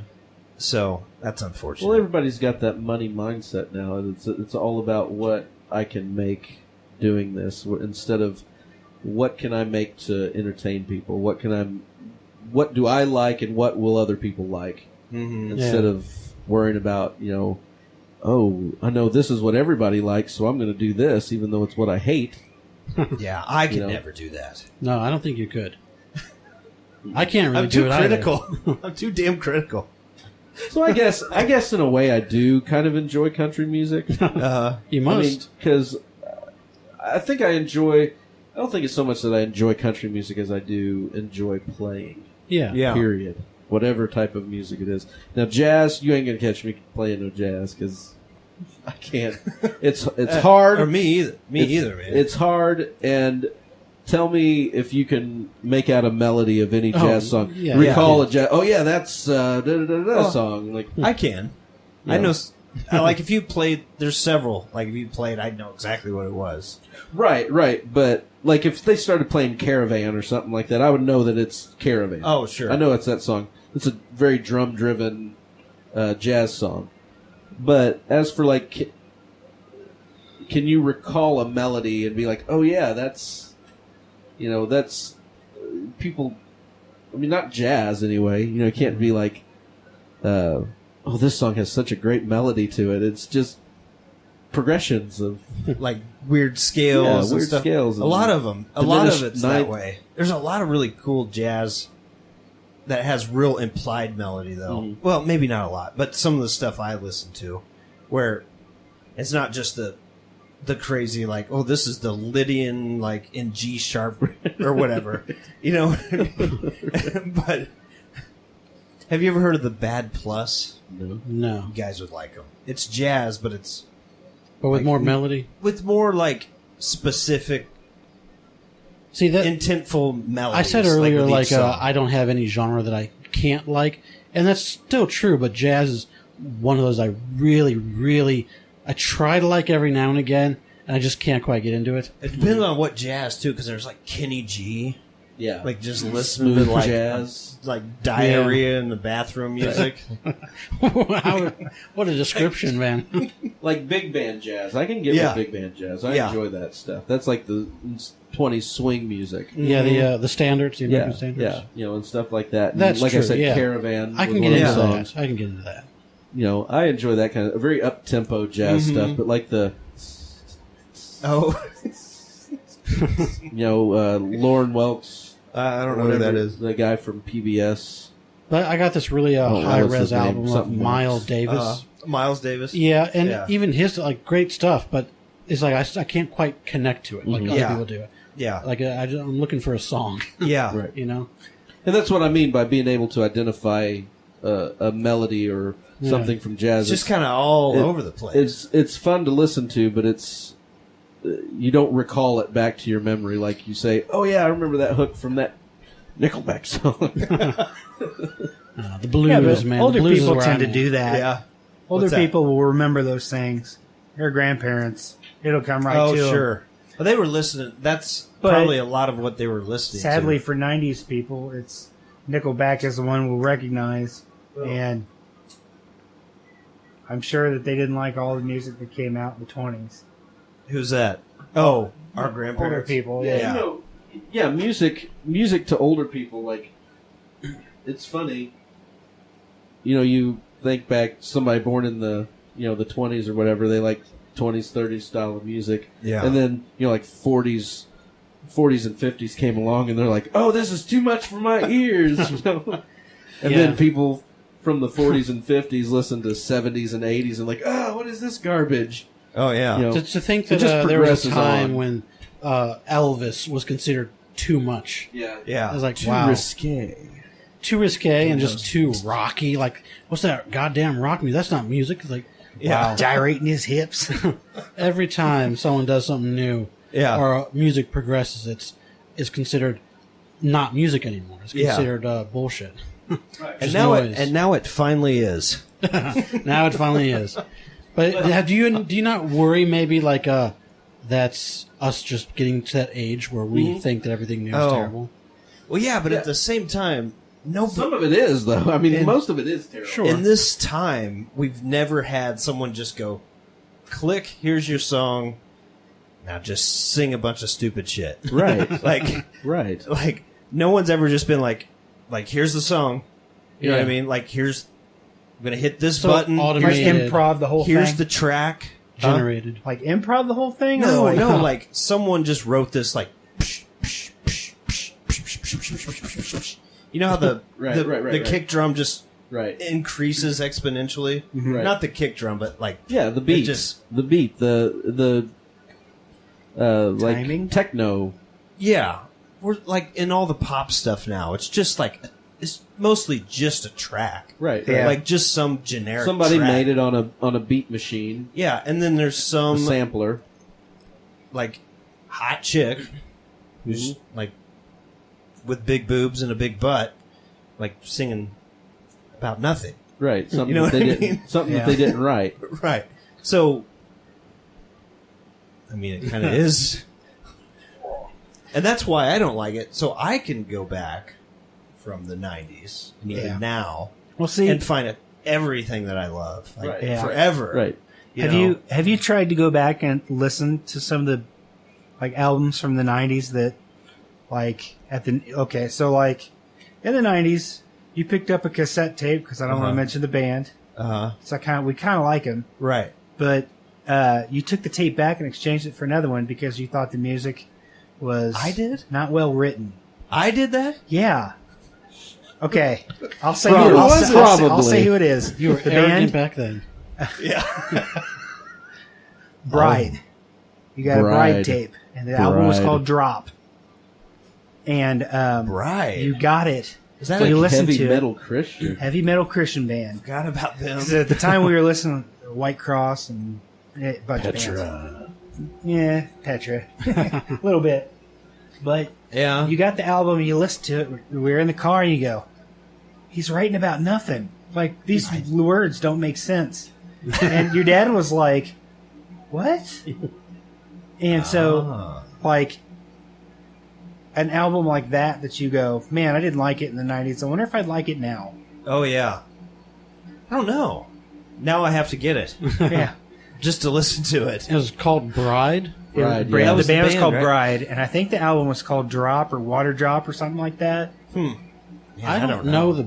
I can't remember. Like I used to really be into Christian music Yeah. They decades were ago, heavy rock. Were they really? but I don't remember Who, Bride. Bride? Was it real heavy? They went from 80s hair rock to hard rock, Really? and for Christian music at the time, they were heavy. I can probably still say that Jesus Freak, Yeah. GZ Talks album, it's just done just right. It Yeah. really is. It is. I It's- agree, It was man. a great album. It was a great album. In fact, in my audio players, I have the live album, the Freak Show. Oh, yeah. Just I rarely ever listen to it, but it's like out of all the stuff that's secular that I listen to now, I just want that one album, that DC Talk. So that, Yeah. if I'm in the mood, I can fall back into that. And who else I sings love like them. Kevin, what's his name? Smith. Is it Kevin Smith? K-Max, yeah. Kevin Smith. Who's the other guys? Tate. Michael Tate. Michael Tate. And then And what's his name? I could see his face, I just don't remember his I name. think it is Toby something. Toby Mac. yeah. Toby Mac. so Mac. who's the first guy? Kevin who? Kevin Smith. Kevin. Yeah. They call Still, him that's the K-Mac. craziest, one of the craziest voices I've ever heard. Yeah. Yeah. Just like the Lane, most- it's like kind of comparable to that Lane Staley. Well, he Yeah. didn't Yeah. get Style of voice. crazy until Jesus freak. Right. Like his first 2 albums, he was more R&B smooth. He just Really? had, But he then- has such a tremolo in his Yeah, he kind of let it go wild in the it's later great. stuff. It's great. It's great. Well, I feel like I'm on. It's I great. feel like I'm on AM radio. Yeah, Gotta get up in that. I honestly, I when I was a kid, it was all Christian music all the time. Right. Oh, and Disney. Yeah. Disney Oh, records. gosh. But The devil. I don't listen to any of that anymore. It's indoctrinated. Yeah. all the devil's music now. Yeah. It's all secular. It's all modern. Well, not modern. It's just I'll listen to things like Black Sabbath. You know. Oh, yeah. It's like stuff that I would have been, put in a closet as a kid. Right. We were never put in closets. Yeah. But just like the Christians would be like out of their minds Yeah. in the '90s to think I'm listening to Black Sabbath. But I listen to all that stuff now, and that's like, it's just who I am. Yeah, you would have been ostracized and Yeah. haven't you ever played that song backwards? Oh, yeah. Backmasking. Yeah. Like, no, I just listen to it forward. That sounds Supposed like to be- gibberish to me. Oh, that says I will sing with Satan. Yeah. Well, I'll sing with them right now then. Stairway to Heaven's supposed to say, let's go smoke some marijuana. If you play it in reverse. Was that Stairway to Heaven? No, that was Queen. Oh. But, Another one bites the dust. Oh, yeah, that was yeah. Queen. Really? Oh, now we're gonna have to pay some royalties. I just sang the melody. Oh, shit, crap. Anyway, no. Stairway to Heaven backwards says, "I will sing because I live with Satan." Is what it that's supposedly what they says. say. It Right. says. Right, and then That's Yoko Ono Pretty big and reach. Yoko Ono and John Lennon Yeah. recorded a song. I think it Uh-huh. was called "Sex, Sex, Sex" or something Uh-huh. like that. You play it backwards, and it's 666. Oh, my You know, and it's just her repeating 666 over in the background. God. Like I was drinking my Monster up here earlier, and there's a video going around Oh, yeah. online of some lady, some blonde-haired lady, talking about the satanic symbols on the Monster can, and all this kind of stuff. And if you tilt the bottle back, the cross through the O on Monster is an upside down cross all of a sudden. And I'm like, Well, if you Come tip any on. cross upside down, it becomes an upside down cross. right? Yeah. Come on, though. Really? It's reaching for stuff right So now. That's grabbing people for at stuff. Monster just want everyone to be Satanists. Right, I guess. right. And the design, the Monster can, the way that it's designed with little flanges from each part of the M Yeah. is the Hebraic symbolic symbol for 6, and so 3 of them on the can is 666. Nice.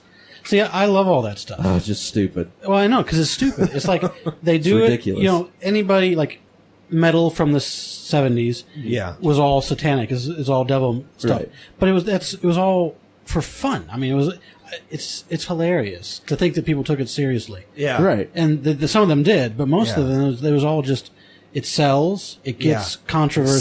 Satanism really sold. Oh yeah, Big time. It was a big. but time there was for- nothing real to it, and there's nothing real to it now. You know who made Satanism Christians. thrive? Who's the that? Christians. Oh yeah, definitely. Yeah, they Us, cashed you in know. on that. Oh man, we cashed in big on it. Fire by Night, Satanism Unmasked. Lance! That was this. When I was Halloween was scary Oh, yeah, for me we when were I was a kid. Terrified of Halloween. We got away from music again, but we'll come back to it. Yeah. But Halloween was, we got taken out of school for Halloween. I don't know Yeah. if you did or not, but No, I we was got taken out of school. It was No trick or treating. no trick or treating. The thing is, that wasn't just like us. That was like evangelicals across the board for the most part. You know what I mean? I was talking to one of our friends from back in the day that used to live in Smithton with us. She has 2 brothers, one older. She's the youngest, so 2 brothers. Yeah.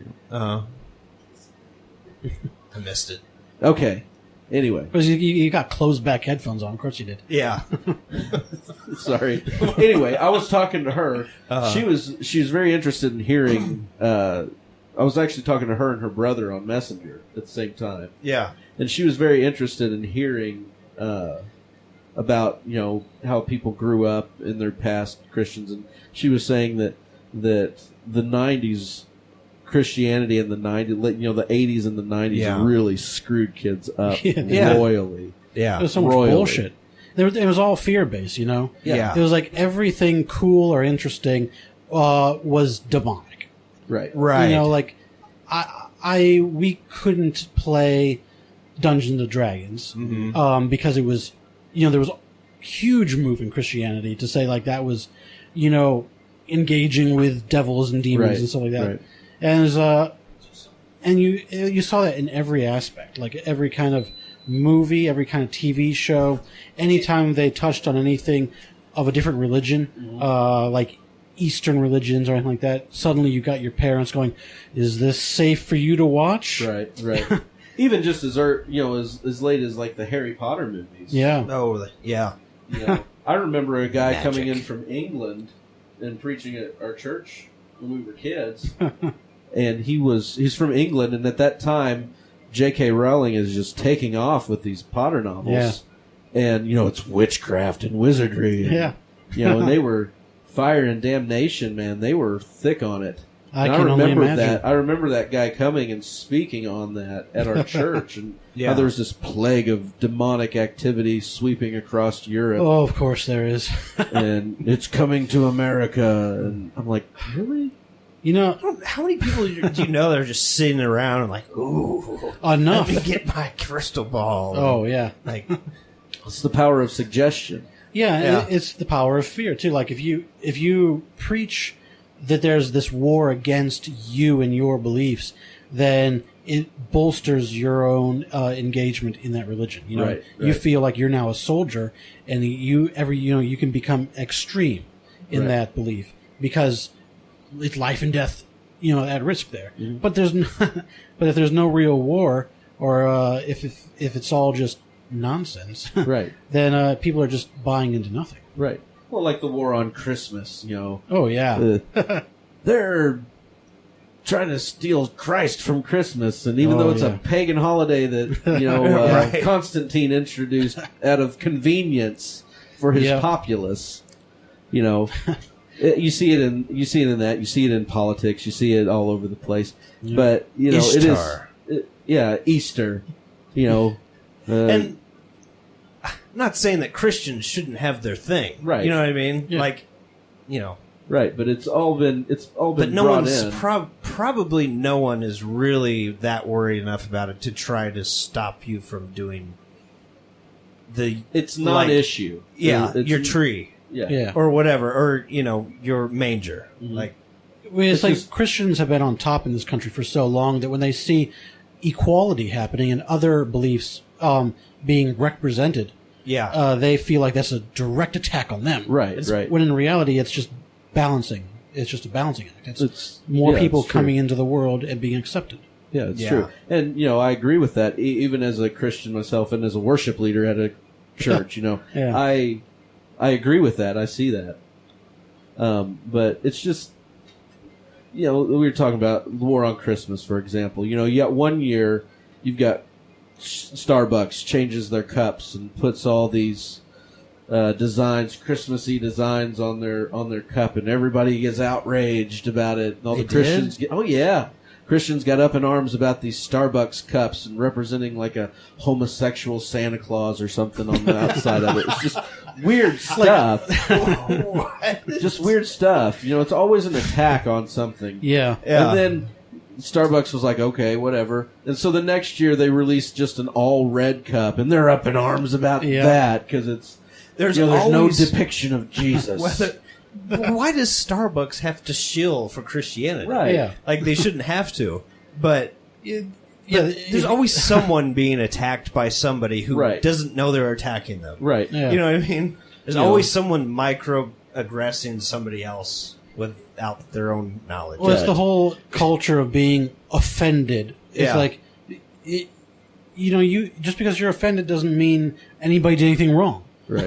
It means you are being offended. You are taking offense at something. That's your problem. Yeah. Keep it to yourself. Your argument shouldn't be legitimized by how upset you are. Yeah, exactly. Right. I'm madder than you. My point is correct. Yours is not. You know, it's silliness. It's silliness. So what are we going to do about baloney? But power Sandwiches. Power of suggestion. Mm-hmm. Power of suggestion. Are you going to hypnotize us right now? No. But, like... You witchcraft. Yeah, right. But it's the power of suggestion to people that this is bad or that is bad, so it must be bad because somebody that you identify with is telling you so. Yeah. You know, it's power of like for the media, for example, it is power of suggestion. They may say there's, this going on over here, but it's not actually going on. Nothing's happening. It's just that they're telling you that it is, and therefore making it happen by people, being outraged by it or whatever. Self-fulfilling prophecy almost. It's like because they talk about it happening, it generates a reaction that causes it to happen. Yeah. Right. Weird. Never really thought about it like that. And that's the way it is. It's the power of suggestion to people. There's no. It's also cause and effect. Like the stock market crash back when Bush was president, for example. If everybody's yelling, the stock market's going to crash, but the stock market isn't crashing. The investors get nervous and they get start nervous selling. and start selling stock. Yeah. People start pulling their stock. It causes it. And it causes it to happen. It causes the panic. It's the power of suggestion, people pulling their money out of banks and thus having a collapse of our economy. Of our own making. Right. Yeah. We created it by the power of suggestion through the media. That's fantastic. And magical. Isn't it? Yeah. It's a good conversation. It's evil. Yeah. It is. It's evil. It's pure evil. Or it's just people, trying to control you, trying to manipulate you. Manipulation, which is kind of evil. I do it all the time. I know. There's nothing wrong with it. How do you think I got this whole podcast? I manipulated Joe, how did know. you get your pants off so fast? The power of suggestion. Oh. Those britches off, boy. I mentioned how we shouldn't be wearing pants all the time, and suddenly your pants are gone. I had to check. It's the future I want to live in. Not really, people. No. His pants are still very much on. So you've been listening to the podcast. Yes, You're one I of our enjoy 'em. very few Maybe the listeners. only one. Yeah, maybe Probably the only one. I think there's one with 22 views, maybe. Probably me going back I to get it to see after the getting interrupted. statistics. We have a 2% Japanese viewership.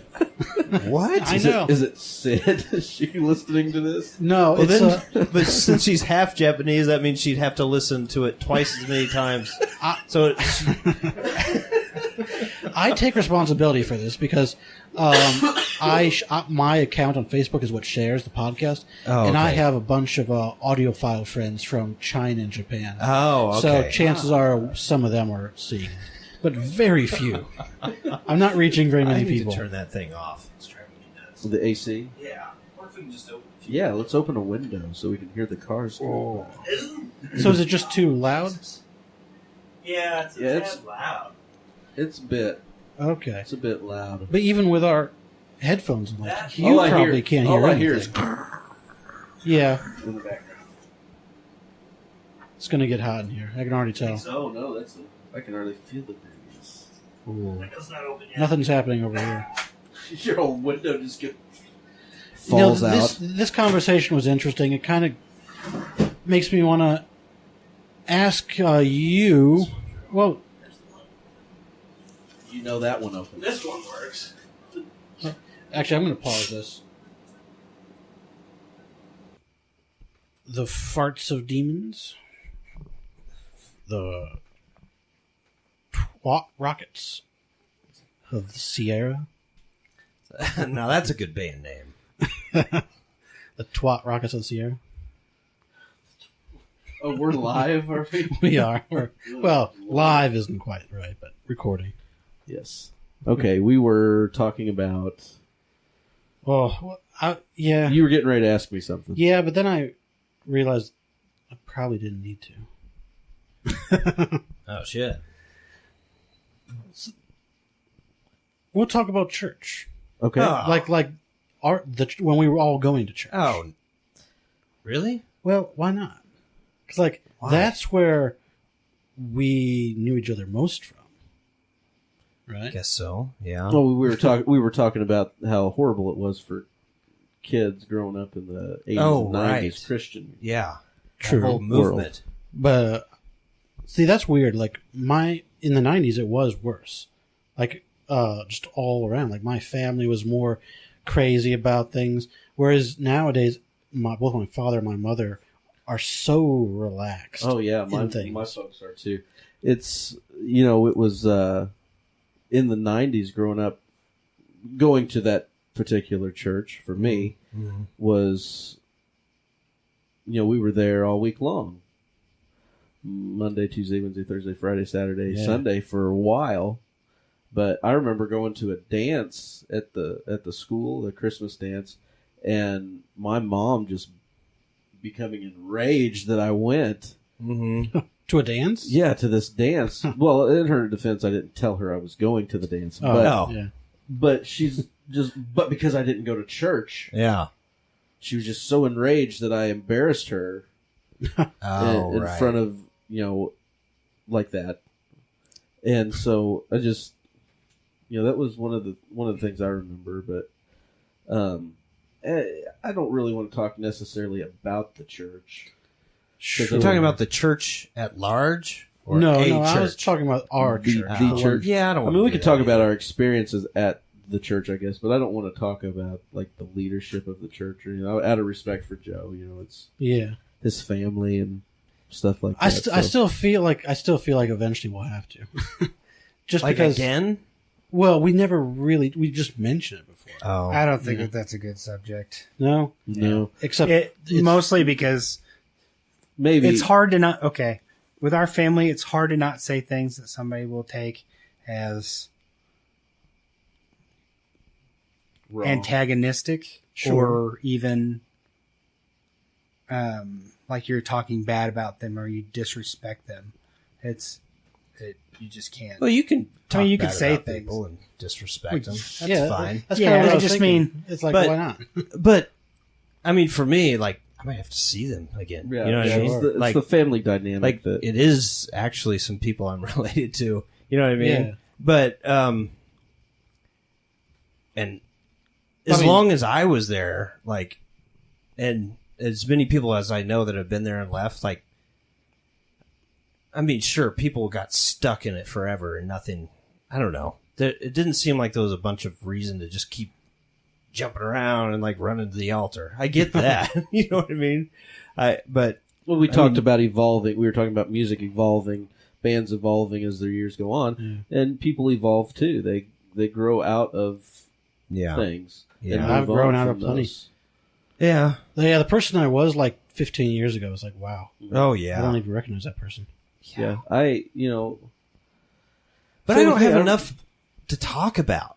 You know what I mean? In that situation, like, well, all right, so we did this for a long time, and we just didn't. The problem I always had growing up was that we gauged our status by how well we attended church. Yeah, how integrated you were with all the projects and stuff. Right. Mm-hmm. How much of your time to volunteer and stuff like that. So I mean, but that's we came in late compared to you guys, right. who were you were born into it basically. Yeah.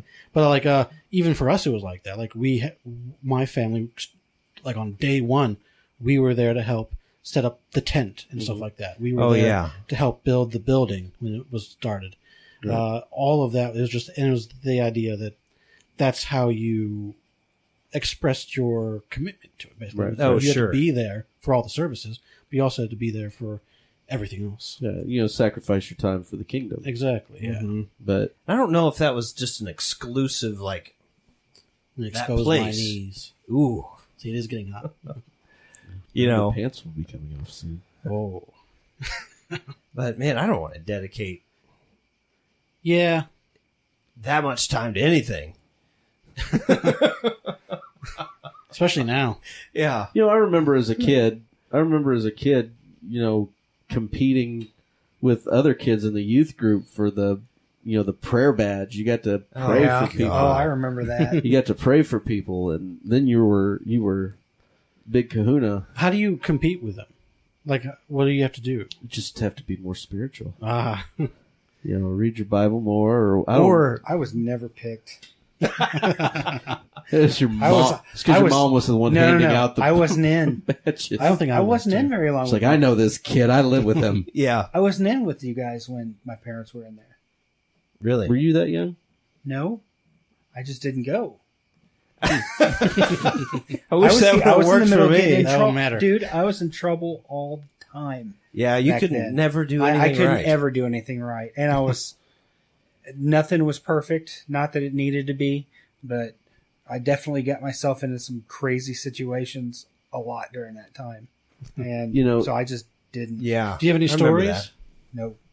Not that I'd be comfortable to tell. Perkins. Man, this is. I remember I almost got Ray beat up on several occasions Yeah. in school because he would tell me The day things. I moved in, they're like, "You're a black belt." I was like, "I know a little taekwondo. I'm like 13.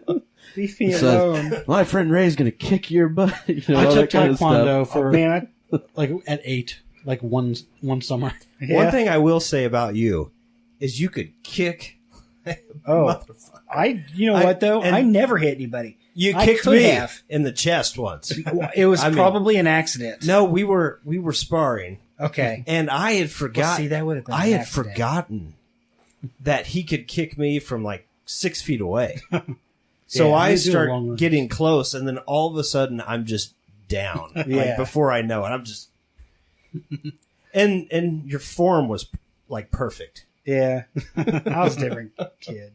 I got into that because I was always in so much trouble, and kids kept wanting to beat me up at my other school. Yeah. I don't know what about my personality makes people want to punch me in the face, but apparently Maybe it's when I was just a your kid, face. it was something. So my dad had me get taekwondo to help me get discipline and Yeah. stuff. Yeah, you were a wild kid, man. Dude, I got punched by Remember your one person sister in the neighborhood. clawed my face one time. Speaking of school, You got punched.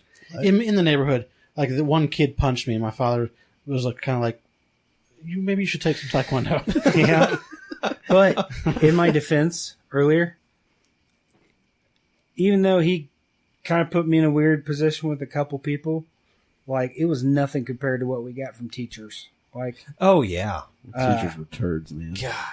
Dude, Yeah, talk it- about some like borderline you hear these parents complain verbal today, abuse and like Nothing. intimidation. Oh man. nothing like Man, that. they would get in your face. I had a and they teacher, would- my kindergarten teacher dumped my desk out.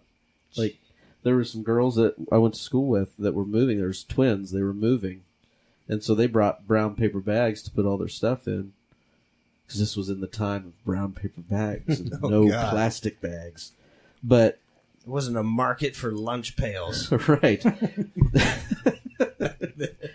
They were moving, so they were unloading all their stuff out of their desk, and I didn't know what was going on. So I was like, Miss Hughes or whatever her Yeah. name was, I don't have a bag to put my stuff in, and she got furious and grabbed my desk and turned it upside down and dumped all my stuff out. And it's like, now you can clean it up. I'm like, what did I do? Yeah. You got to think, though, our teachers back then in like the late 80s and 90s or whenever we were in school, Mhm. like that young, were already like 50 and 60 years Oh, yeah, old they or were- something. So they were born like, what, the 30s? Yeah, they were or old. something? Like, you got to think these Curmudgeons. old women were Yeah. just pissed off at us all the time and didn't hold back. Day one Yeah. was always cool, Remember and then day Zumsteg? two, oh, Yeah. peg leg. This principal was mean, Mr. Zumsteg. and he would and his wife taught music. he would hit you with a She board, was equally like mean. you with a pant- board? with pants down, underwear down, in Jesus. front of everybody. Wow. Yeah, I remember one specific moment, second grade. This kid was in trouble. Everyone was in the hallway. He stopped everything and just beat this kid's ass in front of everybody. Wow. That's Yeah, crazy. that stuff doesn't happen anymore. I remember It does not. that went out when I was in the third grade. Really? Corporal punishment at school. Wow. That went out in the third grade whenever I was at school. It was a different time. Yeah. Yeah, You could just hit people's kids. yeah. Wish they'd Not bring even that your back. own. Not even your own. Right. You just walk up and I remember one time I was at church there in Smithton and Mike Bell? No, Kathy got on to me. She yelled at me. Really? Oh yeah, I was acting. Did she grab you? I was acting. No, she just said. Oh, she just walked up to me really sternly. And said, "You stop that right now." Oh, damn. And you stop that right And now. I want to do that. You do that immediately. And I want to do that when I see kids. Still. I did yesterday. We've got The way they act. One of the ladies that used to teach for us, she's got a little boy about 6 or 7 or so. Yeah. And he just is bossy. Yeah. You come on right now. We leave right now. Just very bossy. And so she had told him to carry a mouse and a keyboard out that she had bought from us. And he would not do it. And everybody, this my ring hitting the chair. And everybody, like in his family, was telling him to listen to his mother, and he would not. He goes, "This is disgusting," and walked out there, Russian, Ukrainian. Oh, Jesus. And he would walk out, and so I walked out after him. I said, "You are being very disrespectful to your mother. You come back inside right now and do what she told you to." And he goes, "Fine." Threw his hands up and comes back in. "Fine."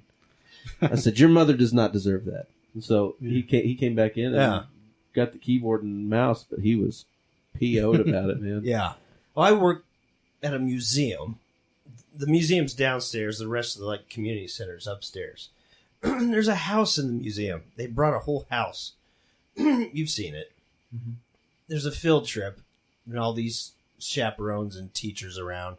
And there's this kid just banging on the doorbell. Just banging on it. Almost vandalizing this place. You know?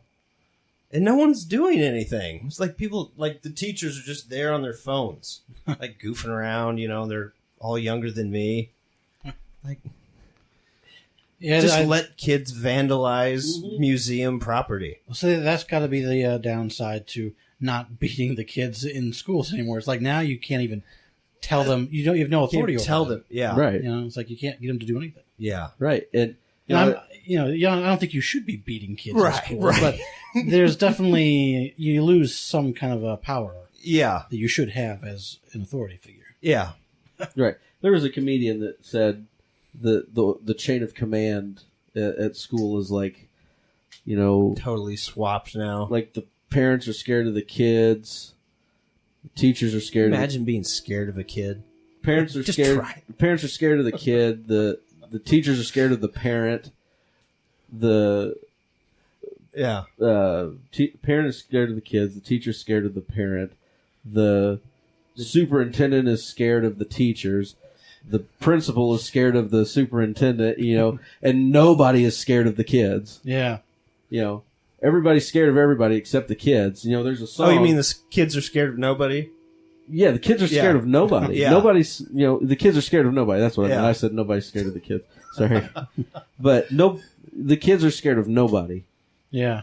And there's a song by My Chemical Romance called Teenagers. Yeah. And the line of the chorus is, "Teenagers scare the living out of me." Yeah. Shit. Yeah, that's the word. Trying to be PG. Oh, please don't. But, it's true.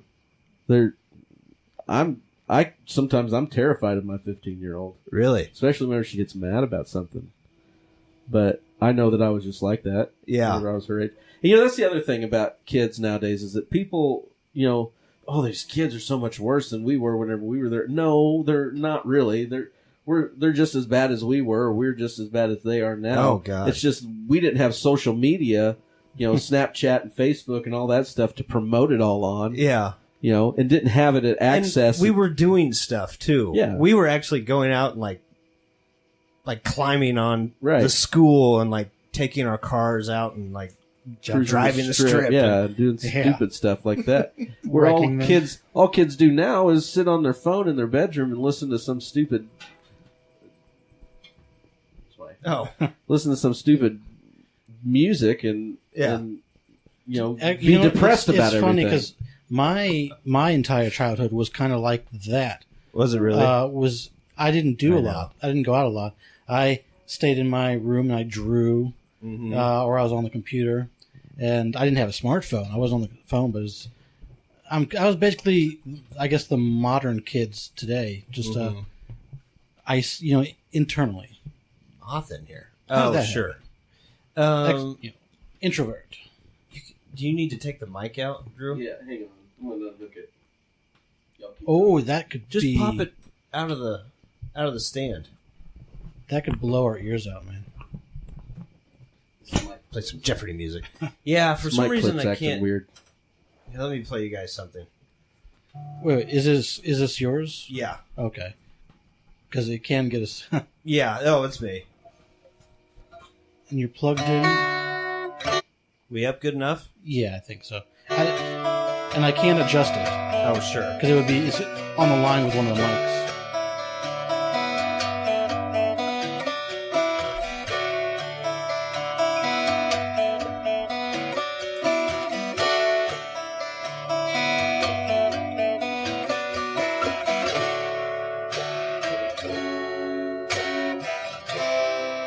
Sounds pretty thin. That's okay. Huh? Does it?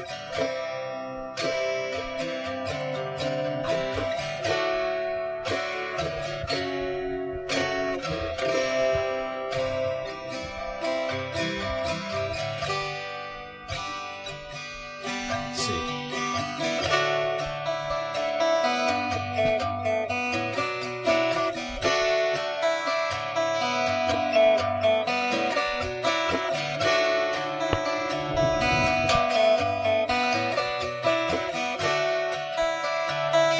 Anyway, it just repeats that, but it does change time signatures. Oh, boy. I know. That's what makes it so nice. Oh, the groovy tunes of the 8 people. I love the melodies that you come up with. Thanks. The unique stuff that I haven't Except heard for that before. one. That was terrible. That sucked. I do. I enjoy that. Thanks, Drew. When did you record that one? A couple months ago, I think. Did we segue out of awful teenagers? Thank we God. did. That was going nowhere. I was, yes. But anyway, music. Mm-hmm. Let's get back to The music. instrumentation of the human endeavor. Yes. Let's get back to talking about music stuff. So yes, I was employed with Instrumental Influence, went out of business. Now I'm unemployed. We'll be collecting some unemployment for a while. Ooh. And I've never just collected spending time at unemployment. home. Yeah. But you're Right. moving. You're looking at a place down Yes. We're moving out of where we're currently at, which is about 25 miles to the east of Sedalia, where all of our business takes place. And so we're going to move back into town and not have to drive so far and burn so much gas. Yeah, really. here. That would be nice. I hate burning gas. Then quit eating all those hot wings. It costs so much. I love hot wings. God, I need some right now. The spicier, the better. No, I heard that how in about in one of the podcasts. You were talking about the Scoville scale. What was it? And the hot ones. Yeah. I watched the hot ones. Did you see the episode with Key and Peele? Yeah. They started at 50,000 on the Scovilles Oh, Jesus. Yeah. and went all the way up to 5. You're no, into that stuff, aren't I think you? they went ghost pepper hot. Yeah, I think it went to $1 million or something. Yeah, like that. didn't I bring you ghost pepper cheese from Yeah, Wisconsin? I've had Ghost Pepper. I've had Carolina Reaper.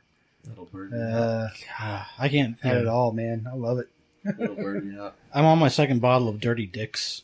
They have that one on there. I heard you talking about that. Yeah, it's good. It's really Vile. good stuff. Did you guys ever try any of the barbecue places that you talked about? You were No, I went to one of the places he talked about it, but it wasn't barbecue. It was that on Paul's Drive. Oh, yeah. Oh yeah. So Did you get good. there? Yeah, I got one of their burgers. Neat little place, isn't it? Yeah. Oh, I went to the other place you mentioned. Again, not a barbecue place, but one of those things you mentioned. McAllister's? McAllister's. Yeah. And I didn't get the Big and nasty. big. I didn't get the big and nasty, That's what it's called. but I did get It's like their a turd on a their hoagie. Reuben. That was really Yeah. delightful. Yeah. They make one of the best Reubens ever. Making me hungry. Yeah. You guys were talking about barbecue and We never did that. Yeah. The barbecue.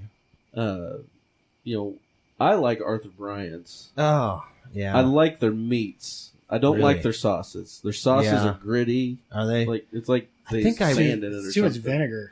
Yeah, I Is don't it? care for it. I went once and it wasn't good, so I never went back. Did you go to the original ones down? I on did. 18th? That's the one I went to.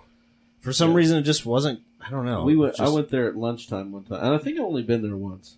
Uh, But we went there at lunchtime one time when I Mhm. worked up here, lived up here, yeah. and there was a line out the door, like Really? around the building, Yeah. waiting for people to get in there. I've never but, been there. But they take You need your, to go they back. make your sandwich. They put this like pile of meat. Oh, like it's this massive. Yeah. on like regular sized bread, 2 pieces of bread. And you're It's like, just white bread. you make 4 sandwiches out of the amount of meat that they put on there. yeah. But they do that, and then they put your fries on like a brown sheet of paper, Oh, is that something how like it that, is? and then they fold it up and roll it up like a burrito and hand it to you, and that's how you take your food out of there. Nice. Huh. But That's it's- cool. It's a neat place. There's another. I like cool- that kind of attitude for it. There's another cool Yeah. place down on 31st Street, I think, called Soul Cantana or something like that. Yeah, I know where that is. Cantina, Yeah. and they've got a massive, like deep fried burrito. Oh God. It's like this big, and that thing is fantastic. Really? Yes. Oh, sounds good. Yes. I had my Dos de Oros today, Mexican Ooh. restaurant. Yeah. Chicken fajita and a side of guacamole and chips. There's a place love in- guacamole. There's a place in They Lee make good Summit. stuff. There's a place in Lee Summit there at Chipman and 291. Mm-hmm. A Mexican joint. I can't think of what it's called, but it's not bad. Oh, is that habaneros? No. No. I They have a can't- big plane out front. Oh, Oh wait, no, No, that's not Chipman. Chipman. Yeah, That's- Chipman and that's- 291. Yeah. Over My- by where Minsky's used to be. My sister, Sarah, she just moved up there to the Lee Summit. Yeah, to the summit. Yeah, I just helped her move last You week. scum there's a pit. place in Independence called California Burrito Shop. Yeah. It's awesome. It's the Really? closest I've found to like real Tex-Mex and Mexican food. Real Tex-Mex. Yeah. It's, okay. I don't think you I know that use sounds- the word I real know- in front of Tex-Mex. I know it's That's like saying It's- real cubic zirconium. Texas Mexican food. Whatever. I don't care. No. There's funny. Tex-Mex and Mexican food is different. Yeah. Yeah. So, I mean, but it's the closest that I I've mean, we know that part. Yeah. It's the closest Tex-Mex thing to real Tex-Mex. real Hispanic food. Oh, okay. I love that on the border. And Quite Tex-Mex. homogenized there. Yeah. my favorite place in town is this place. It's in KCK. Can't pronounce it. Yeah. Everyone around here just calls it San Antonio's. Yeah. What is it called, really? Ridiculous name, but you can't pronounce. Carnicera y Carne Sierra. So it'd be like Yeah. Meat City or something like that. Probably. Oh Yeah. boy. Have you been to BB's yet? Oh yes. Okay. Love BB's. Been to BB's many times. Have you ever been there where they're playing jazz? No. Yes. A live jazz band? Can't do it. Mostly either, can you? blues. I could. I got I maybe see all of it, but maybe it's blues. I'm end of thinking. I mean, it's Yeah. probably just a basic Spanish word, but I'm not good at it. I Yeah. like them. Yeah. Been there many a time. Some of the best. Some of the best. Really is good. BB's. We went. Oh yeah. 60-year-old smoke pit that they use. Oh yeah. And you can taste those years. Oh yeah. That's what I love about it. They taste like hope mingled with despair. Did you see the Golden Ox open back? Oh yeah. You guys would like that. What kind of place is that? It's a steak joint. Oh. They're like the big mobster steak joint. I mean, Down back the old before, stockyards. yeah, by Kemper Yep. Arena. Before it closed down, it was like burgundy leather seats and really intricate woodworking. Oh, yeah. and stuff like that. And huge pit grill and behind the bar, and just very, very It's like that. mobster-esque type. Yeah, place. it felt that way. Was probably in that deco scene, you know. Yeah. So, and it still feels that way. Yeah, You but know, they when you go they in changed now. it up a little bit, made it a little more modern. Did But, they? Yeah, they made it a little more modern, but it's still that vibe. That's still, that very gangster, historic Casey. Yeah, past. you walk in and you feel like you're going to get shot with a Tommy gun. Yeah, I would like to go there. get a bullet in the back of your head. See, You see, I have steak like You almost see? every other week, but I never go out to a restaurant to get it. I grill my own steaks, Oh, yeah. and I make them perfectly, just the way I like them. And it's but- well done. no, Ketchup. no, medium rare, man, medium rare. Tell me about the ribeye from Rye. Oh, yeah, you Just talk about that We went steak to for a this minute. Rye one time. The place is called Rye. Where is that? Yeah, where is that? It's This in down- Mission Farms. Mission A Farms, place called Mission Farms. right next to like a Blue Koi area. It's like Mission and 435 almost. Yeah. I was looking at the menu because I'd never been there, and he's just like, let's meet up there and do this thing. And I was looking at the menu, and I had no idea what I wanted to eat. But then I saw a $50 steak, and I'm like, I was not planning on spending this money today, but I got to try a $50 steak. Yeah, no I kidding. had no choice, and I got it, and it was definitely one of the best. It had this, what would you call it? Is this rich stuff that he put on it? Yeah, they used a bone marrow roux that cooks for like 24 hours from like Yeah, I think cow he said bones. I think he said like and pheasant or some kind of maybe, and then the butter's made from like the cow's milk, and yeah. like they do all this I stuff mean, to it was this dark drizzling juice and some thick steak, cooked to the point where like the marbling was just almost liquid in there. Wow. And, yeah, it was one of the best steaks ever. What's your favorite steak place here in the city? Like I said, I don't really go to the steak places, Right, so right, it's hard right. for me to say. Oh, actually, no. You know what? You No, don't do screw much that. steak, do you? I do know. do a lot of lamb. Yeah. Texas Roadhouse. You like Texas Roadhouse? Have you Yeah, had I their had a bad- 22-ounce bone-in ribeye? No, I haven't. I did That's- have prime rib there when I was there, but Because that's the steak to get. It's if we're Death if we're on- talking like not fast food, but like chain food restaurants like like Perkins steaks. that. Yeah, Applebee's is phenomenal. Colton's is pretty good. Are they? My favorite is Longhorn. Oh, okay. yeah. I love Longhorn. I love their seasoning. That I they used use. to love Outback. Used to be really good all the time. It's garbage, and now it's gotten so bad. we're gonna get so sued. Cease and desist. I'm not sure they'd get much out of the four of us. You know what I do with my steaks when I'm cooking them, though? $1.27 for you. I get this Trader Joe's 21 seasoning thing. It's not a steak seasoning. It's just like an all-purpose seasoning. And I put that on my steak with a little extra salt because there's already salt in there, but I want a little extra salt. And then I'll start grilling it either outside or on a cast iron skillet. Ooh. And then when I flip it over to the other side and that hot side's facing up, I start pouring butter. not butter. Well, butter's already in the pan. Oh, okay. I start pouring like Parmesan cheese on top. Oh yeah. Oh, shit. A little crusted. Yeah, and it ends up being so good. Yeah. Oh, that sounds good. I'm just talking about food here. You want to everybody. know something interesting about Trader Joe's? Sure. You know who owns Trader Joe's? Me? Aldi. Pete Grigsby? Aldi's. Aldi. Oh. Yeah, I think I did know that. Aldi Europe. Huh. Aldi Europe. Yeah, it's the European version of Aldi, which is the same. I mean, it's German or something, but Isn't the European version of Aldi's like Asda or something like that? yeah, it's some weird name. But it's that company. They couldn't use that name in America, Yeah. in the United States, Yeah. so they called it Trader Joe's. Huh. So it's the same exact thing. Okay. So is it? Are you sure? Aldi's doing a huge facelift right now, Oh too. yeah, they're great too. They're- it's it not looks the like same Trader Joe's. You go into a thing, new though. Aldi, it looks like Trader Joe's. Okay. Because I was thinking, if it's owned, it might be owned by the It's same owned by the company, same company. but it's not the same thing. But the Aldi Europe is the same thing. is the same thing as the Trader Joe's here. Interesting. Well, Okay. not like produce and stuff and like that. and but now it's- our Aldi's is becoming Trader Joe's, and so right, it's all becoming the same thing. It's all becoming the same thing, and the new Aldi's look just like a Trader Joe's. Huh. Interesting. very, I've very- not been in an Aldi's Very, for a very long time. artsy fartsy. Yeah. Yeah, Little it is too that. hippie. Yeah, but all, put all their stuff in boxes out on the shelves. You know, But you know what millennials you know what love you it. do get it at Trader Joe's is What's some that? good coffee, whole bean Oh, really? coffee. Yeah, I they need have to a go there good then. selection of things that you just don't find other places, and some of it is really good. I get anxious in Trader Joe's.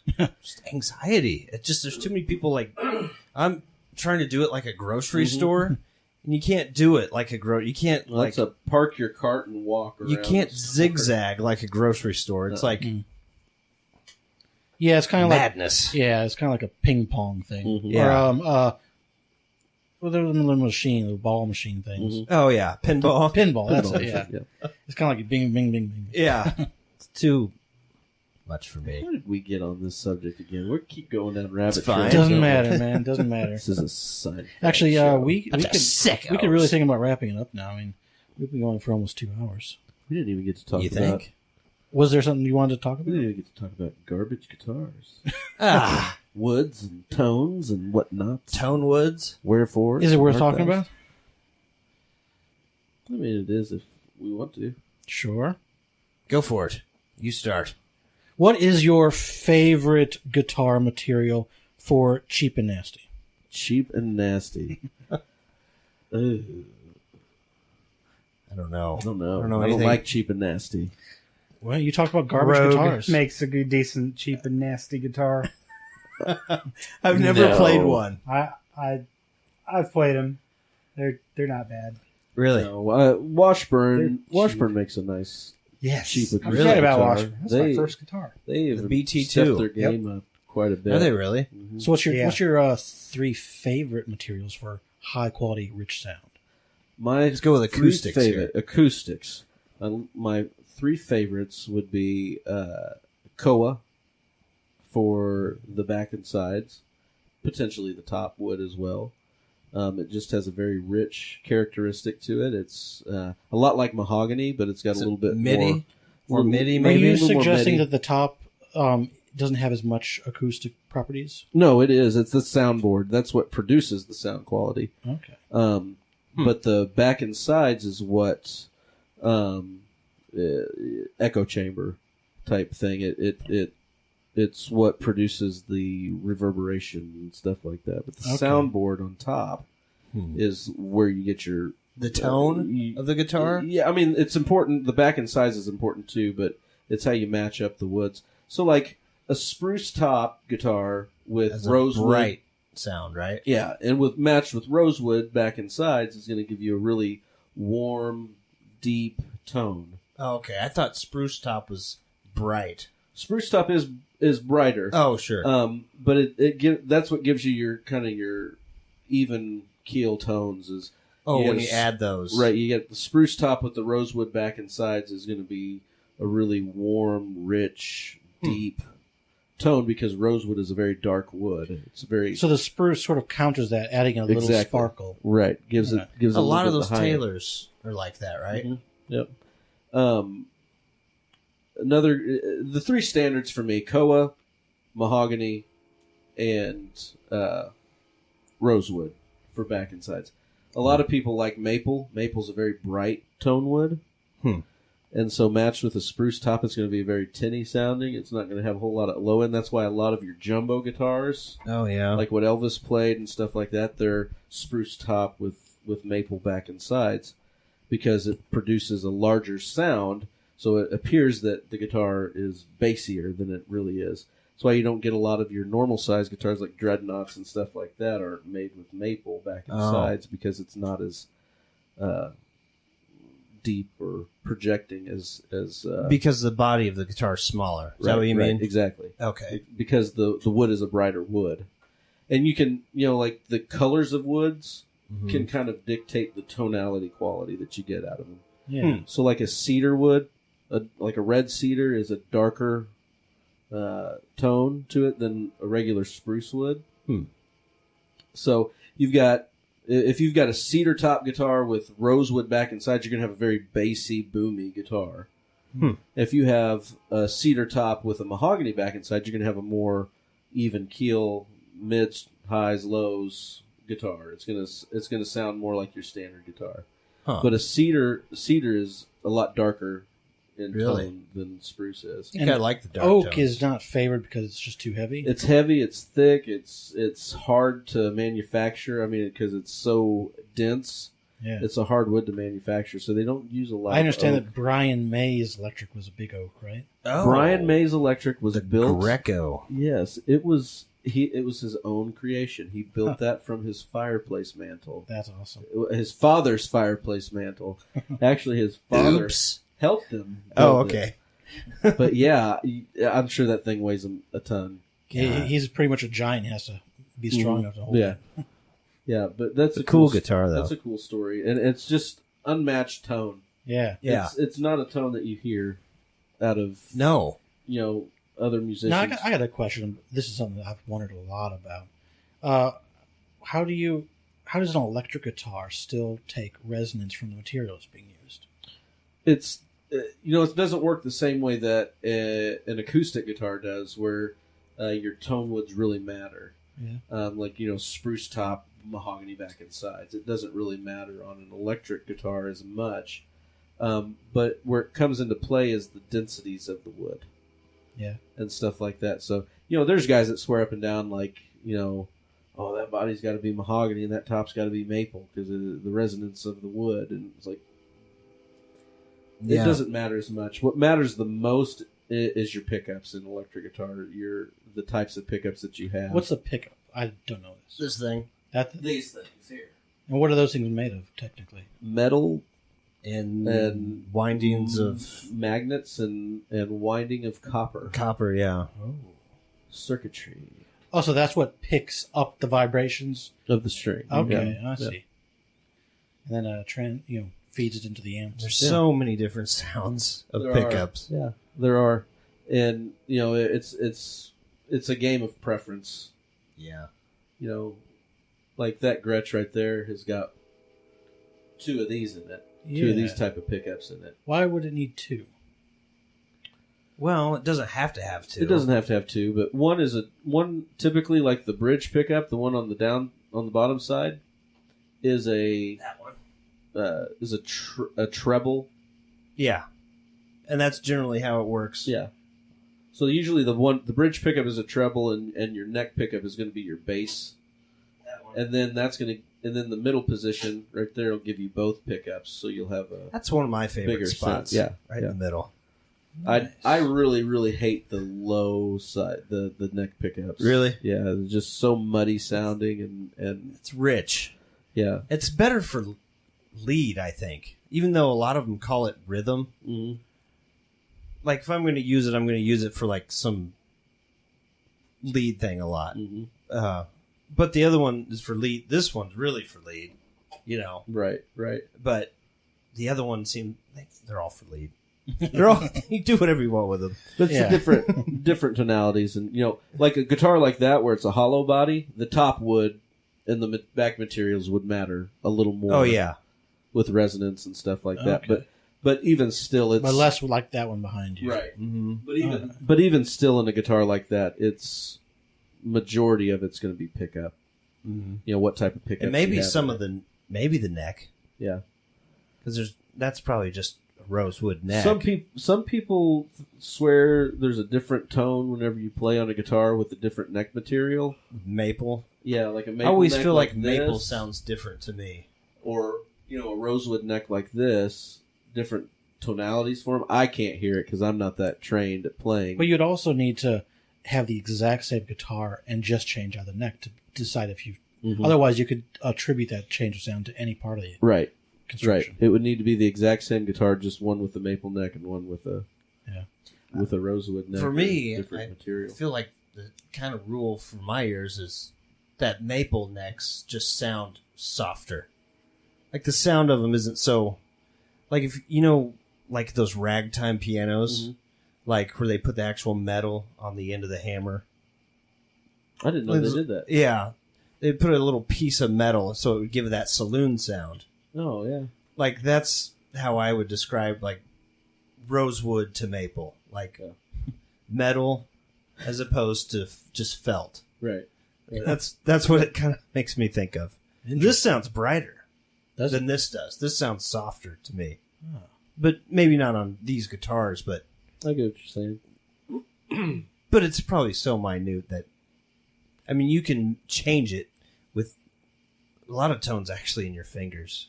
You know what I mean? Like you get certain tones out of yourself. Really?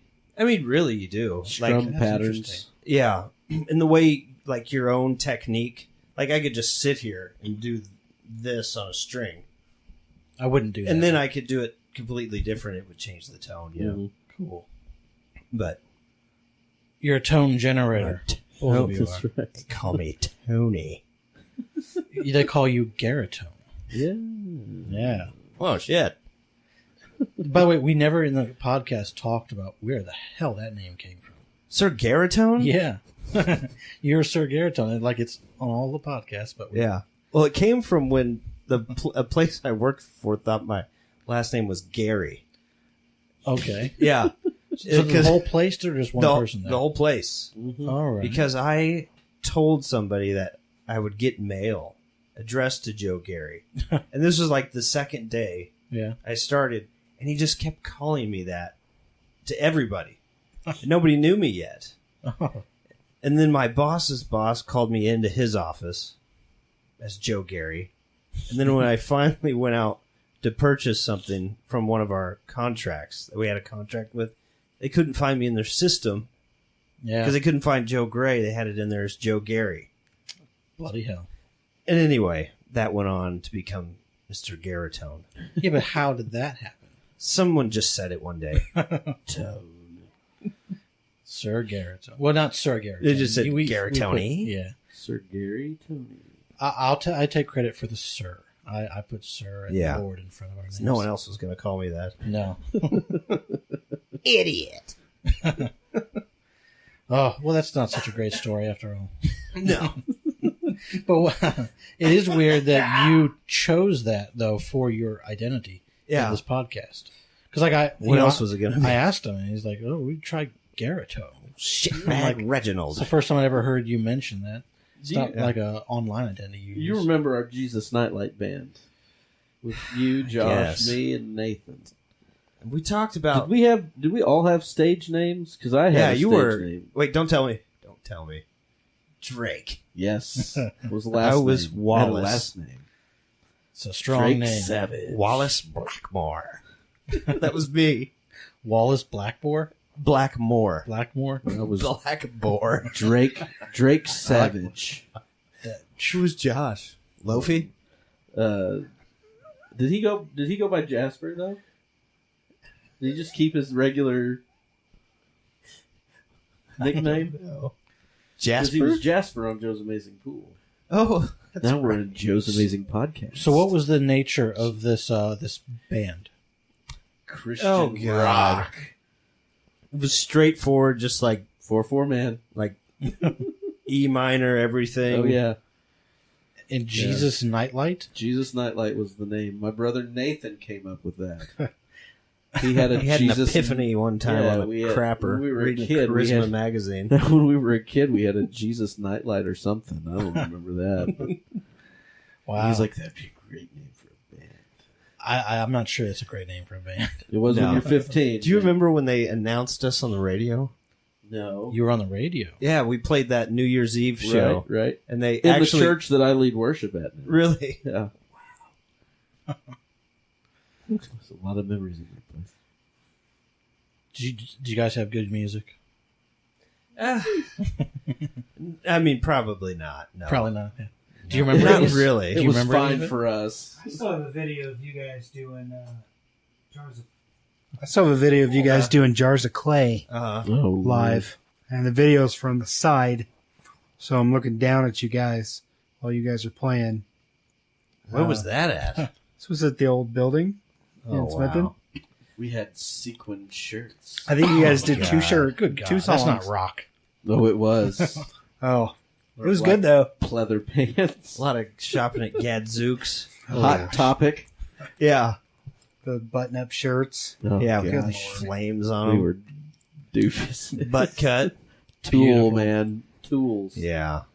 Uh, we didn't know Wasn't anything about being those- cool. The hats with this, just the bill, still really popular. Like the visor hat? Visor hats. Oh, No, we didn't have any of those, but Nobody Nathan, wore those. Nathan had a purple leopard print hat and matching shirt. that's And exciting. it was supposed to be cool. Is the I'm thing. sure it was. Of course, Josh, he was the most normal of all of us. He just had a black shirt with like flame buttons. Joe's got a bright blue, Like sequin real sparkly shirt. Yeah. I've got a red one. Did you guys wear the we ball necklaces? No, we didn't And, do any of that. but you we had have those? no, but Or no? somebody had the seashell. Oh, I'm sure we had the. That was. Seashell. I didn't have the sea. I think that was more the Spencer and Shane Griffin. Right. You remember the polyester shirts we used to wear in the like early 2000s with like with the big collars? You Yes. know? I had a few of That's those. Kind of the type we had in our band. Yeah, it like was. if you got near a flame, you were done, man. If what? Oh yeah. If you got near melt. if you got near a flame, you were done. Yeah, Yeah. I had a black shirt with like red flames on the chest. Yeah. Oh my god. I can't believe I wore that stuff. Hot Topic, Pack Sun. I was a good looking boy. Yeah. Yeah. Well dressed now, look at me. But yeah, man, it was crazy stuff. But so yeah, Tonewoods. Tonewoods, yep. Full circle. Oh, Woody. Guthrie. it is quite hot and humid in here, but Yeah, I it's think we're hot. about done anyways. Think We so? have to Sweat. I think so. I don't know what else to talk about. Yeah. I mean, we could talk about stuff forever. Movies. Oh, We go yeah. on about movies. Yeah. I saw the Mission Impossible. You told us earlier. Good movie. Yep. But I was talking about your critiques, movie critiques. Yeah, I was surprised you mentioned that because I don't do many of You them, haven't done them for a while, and I don't do. I think the last one I saw from you was Jurassic World, Wow, I don't even remember anything about that. not Fallen Kingdom. The Yeah. one before. The one, yeah, the first Jurassic World. And basically summing up what most everybody feels about it, that it wasn't a great movie, but that it was super entertaining. Oh, I did think that, didn't I? Mm-hmm. I haven't seen it again since then, so I haven't It's still gone back fun. to it. It's Yeah. still fun. We went and saw it a couple of times. Took the kids and stuff like that, but it was still a good movie. Yeah. You know, it's I can hear you gulping. the storyline is stupid Yeah. and Was it? far fetched, but That's all it was part of entertaining. It was Yeah. it was entertaining. It was very reminiscent of the first one, but not. Oh, near as really? good. Not near as good. Yeah. Didn't have Newman in it. No. The first Wayne the Knight. first Jurassic Park movie was Kind of perfect. perfect. Yeah, I mean, it's a perfect film. I don't know why they would have went on to make 4 other sequels Well, and they a had 6th one on the way. they had Oh, a God. second book, and that was it. Yeah. Because the second book, The Lost World, was the first big novel I ever read as a kid. Mhm. You know, and this was like someone who doesn't read is given like this huge tome of a book. Mhm. I read the whole thing. I devoured it. Oh yeah, I loved Michael Crichton's book. I read his last one before the one that came out after he had passed away. It was about pirates and stuff, and it was neat. It was very stock, but it was a good fun read. Yeah, it wasn't one of his most brilliant ideas. No, it was very predictable. You're like, yeah, that dude's dying. He's written enough though. He doesn't have to be Didn't have to unique. do every anything. time. The Andromeda Strain and stuff. I love Michael Crichton. Yeah. And John Grisham. I and wish I stuff had like more that. time to read. I haven't read a book in forever. Yeah. But no, I do. I do a lot of audiobooks. Yeah. Oh, Yeah. that's what I do. But I do Yeah. enjoy your critiques of movies whenever I get a chance to see them. Well, I'll have should to do get back more of into that. them. I should You should write a do little more of something about We've the been Mission reading Impossible. his headphone reviews. I haven't seen them. They're fun to read. They're actually fun to read. I enjoyed the story of you guys going to the Sprint Center. Oh, I remember that from Jesus. years ago, but Yeah, I enjoyed was- that. Writing that a lot. that was such an interesting, A weird day. fun, vivid. Transported me like I was there, man. It was phenomenal. And it was mostly true. It was Yeah. phenomenal. Mostly. I took a few liberties. I could see everything in my mind's eye. Of Was what that- was going on? Did that have the Rat Man in it? I don't remember. Yes. Is that one? Yes, it did. Okay. But it was the grand opening of the Sprint Center, I think. Yeah. 'cause Yeah. I think after the Sprint Center was kind of a bust, we didn't do much there. We then went looking for weed. Yeah. And then we went to your gas station, and that's where the Rat Man was. Yeah. Went on on a little adventure. Oh, Joe wanted to write a sitcom about that gas station. Oh, yeah. It was really JD's idea originally. Yeah. JD.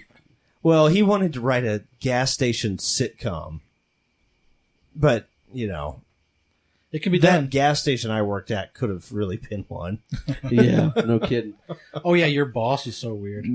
Marion Potts. I said it'd be a great throwback show to like the sitcoms that we watched when we were kids. Like Family Matters and Oh, yeah. not that Cheers or whatever. Yeah, not that PG version of it, but Yeah. it'd be a little more risque, but because there's some characters at that gas station. Oh, God. But Ratman worked there. Yeah. Yeah. You had to work with him in close proximity? Oh, yeah. I was saying that you would have the song "Running on Empty" by Brown. Jackson Brown. Yeah, "Running on Empty" would be a great that would be great. intro song to that. Running on empty. I don't know that song, actually. It's a good old tune. It's very 80s sitcom-y. Yeah, it would to work great. It would have a great feel to the song. But you watch much Netflix? Not much, but some. Is there anything on Netflix that you're currently devouring? Yeah, there's one of my favorite shows that came out recently. Netflix has. It's not a Netflix original, but they have it on there, and that's let's see if I can remember this. Dark. It's a space, adventure, like a Dark Matter. Dark Matter. That's it. Yeah, that's a good Yeah, series. I described it as like Firefly, but you ever see that show? Mm-mm. Well, I know of it. Yeah. Okay, well, it's like Firefly but darker. Okay. A little more gritty, a little more realistic. Did you ever watch Black Mirror?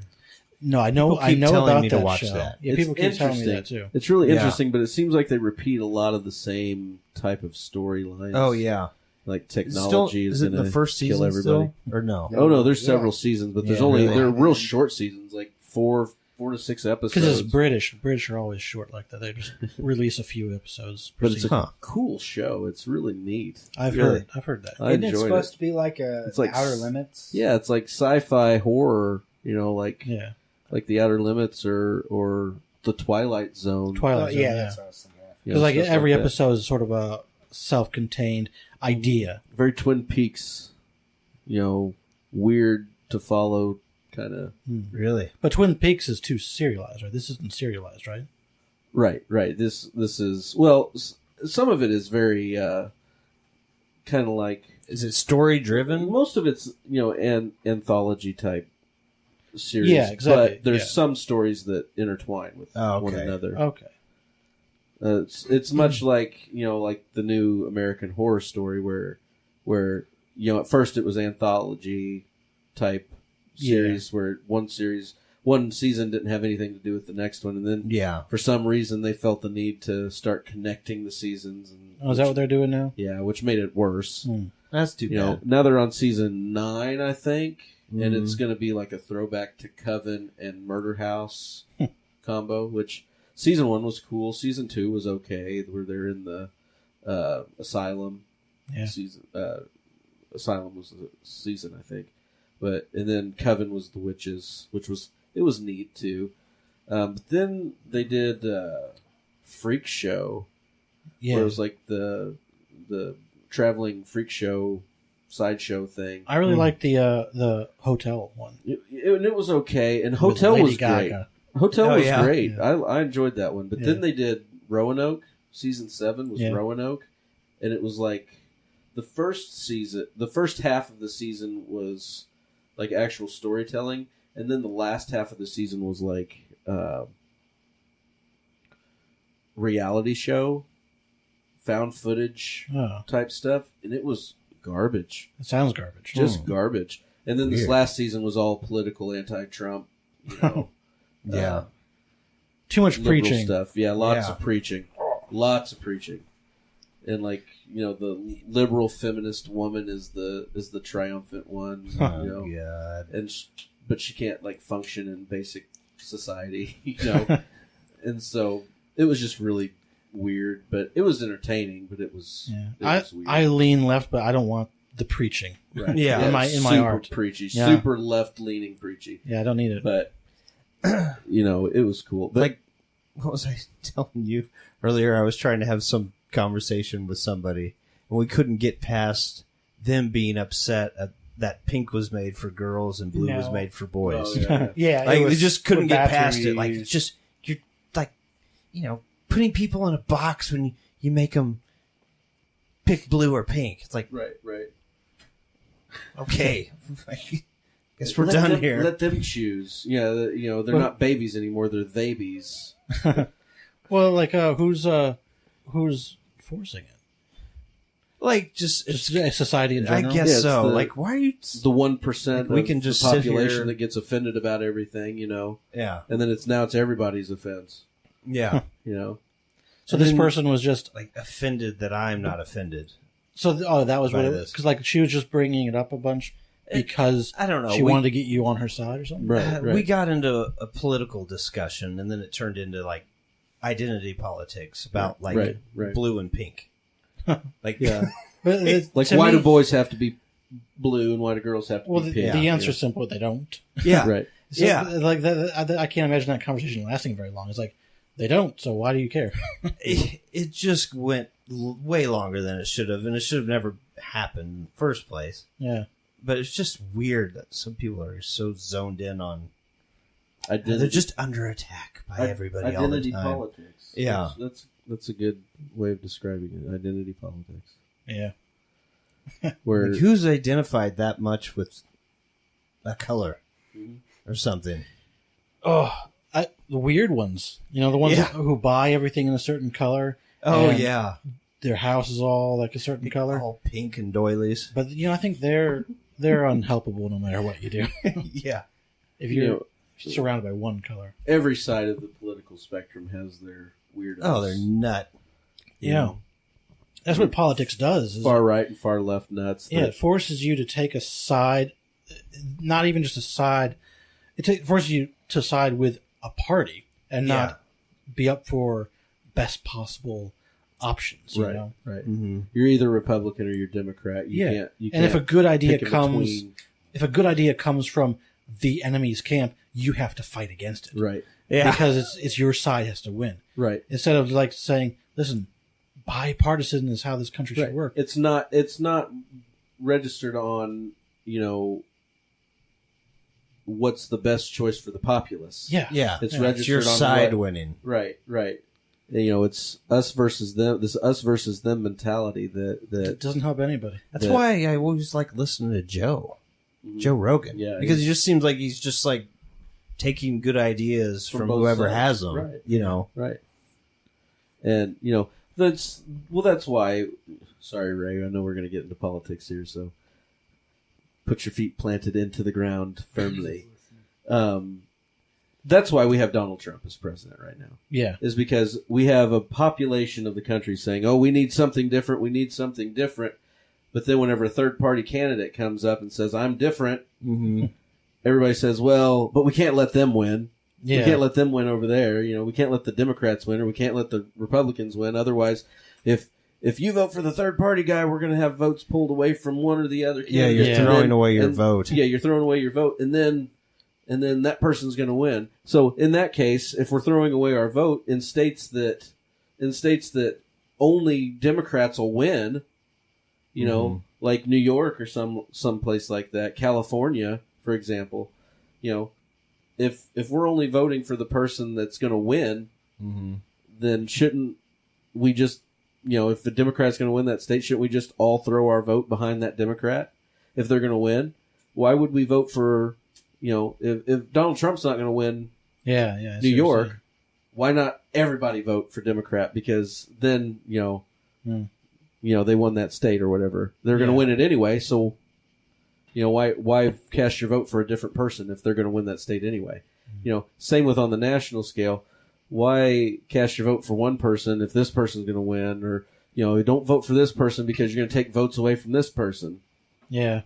And that's why I voted third party this year. I didn't vote. I vote for either almost one did. of them. I almost did. But I was, I voted for Obama the first time, and then I didn't vote for anybody the second time because Obama, I wanted something so different from Bush, right? And Obama seemed to be the most different thing possible. But then he didn't do any of the things that I was hoping he would. He wasn't as different as we wanted. Right. We had more surveillance, more of the loss of freedoms, more of the taking away our abilities of free speech. All the And stuff. almost just Yeah. maybe just as much war. Oh yeah, much as even If more, not more war. Yeah, in some if not ways more. even more. And so I didn't vote for anybody this time. I'm like, what's the point? I'm not going. I said to myself, I'm not going to vote again until I see a politician that I can really believe in. And I broke that promise because this last one there was nobody to really believe in. And yet, actually, this is the wording I had with my head. It was like, I'm not going to vote again until I see someone really different. And Trump was really different, Right. but he proved the point of different is always good. There's Right. you can want different, but some different is even worse. And so I was like, all right, fuck, I'm going to vote because I so don't want Trump to be president. Right. And see, that's the problem with if everybody that said that they wanted to vote third party would vote third party, we would have a third party president. Yeah, we would. We would not have a Democrat or a Republican. We would have a third party president. But everybody's so wrapped up in you're going to pull votes away from this person, you're going to pull votes away from that person. Just another that our side's going to lose or our side's going to win. The problem with that is that there is truth to it. Because unless we all do it, you do kind of lose the chance of at least beating the worst possible candidate. When was the last time, though, that there was a third party worth voting for? Yeah, I mean, this last election with Bernie, Jill. No, Jill Stein. Gary Johnson. Gary Johnson. Gary Johnson with less government, less taxes, pro legalization, which isn't a huge issue for a lot of people. He was. I forgot about Gary. He was Johnson. a successful Republican governor in a Democrat state. Oh, that's he was right. a multiple I remember term. that. In New Mexico. Yeah, he was a multiple term. That's right. He was governor in New Mexico. Doesn't make him a good governor. Was he? He was. I heard He was terrible things about him when I lived there. He like what? Just the business, the way that he ran business around the office wasn't good. The tax rates, What? Yeah. the systematic way of him doing things. Uh, I don't want to be just What did saying. he do? I heard a lot of things about him from when living there, and it was not good things. But he was a better candidate than what we had the options of. Sounds like it. People he thought was he was for little- reducing. He was for reducing the military complex by 20%, which I know we need a strong military, whatever, Yeah. but we are spending way too much money on military power. Yeah. Way too much. Military is a weird thing. Like every war that's ever happened, we can see how quickly we can rebuild our military. I mean, like overnight, we can become like 50% bigger than we were. war changes everything. Yeah. So I mean, it's like you don't have to have a gigantic top of the line. Well, top of the line is one thing, but you don't have to have everything all the time. You just have to have the infrastructure to allow it to happen. So reducing by 20% is a good thing. Like it doesn't actually make us vulnerable to attack because the second anybody tries to attack us, we can rebuild it instantly. Right. Or almost instantly. The other problem I had a lot with the choices that we had this year was that neither one was a good choice in my opinion. No, neither one was a good choice. I agree. And I really struggled with, as being a Christian, I really struggled with how a lot of Christians justified throwing their support behind Trump like they did. I mean, it doesn't make sense. I mean, because he is the antithesis of everything that we believe is the problem in the world. Yeah. Like you talking about like how people confuse patriotism and nationalism. Christianity. Well, it's just it's. I don't understand how people that I don't know. You're not voting at a Christian. You're voting at a businessman. Yeah. I mean, our numbers as a nation right now have never been higher. Well, right, they've been higher, but not since like the 30s or 40s or something. It's all built on fallacy, though. It's a big bubble underneath of everything that's getting ready to pop, and it's all going to come crashing down. Like things are about to just be overturned. Me personally, I remember going through the Bush years, because that's whenever I became an adult and had money and things like that. I don't remember a time during his presidency whenever my dollar didn't stretch further. Through Obama and now Trump, I feel like it doesn't last. Yeah. It just goes and goes and goes. Inflation. Quickly. Things are just more expensive. And that it's not getting better. And the only nice thing I've puffing seen up this big bubble underneath everything so far is inflation. Getting a little more money back on my paychecks when that tax break came. Mm-hmm. And it actually saw it. It's not that much, but like, oh, weird. Actually saw something get to me. Like something actually touched me. You know what I mean?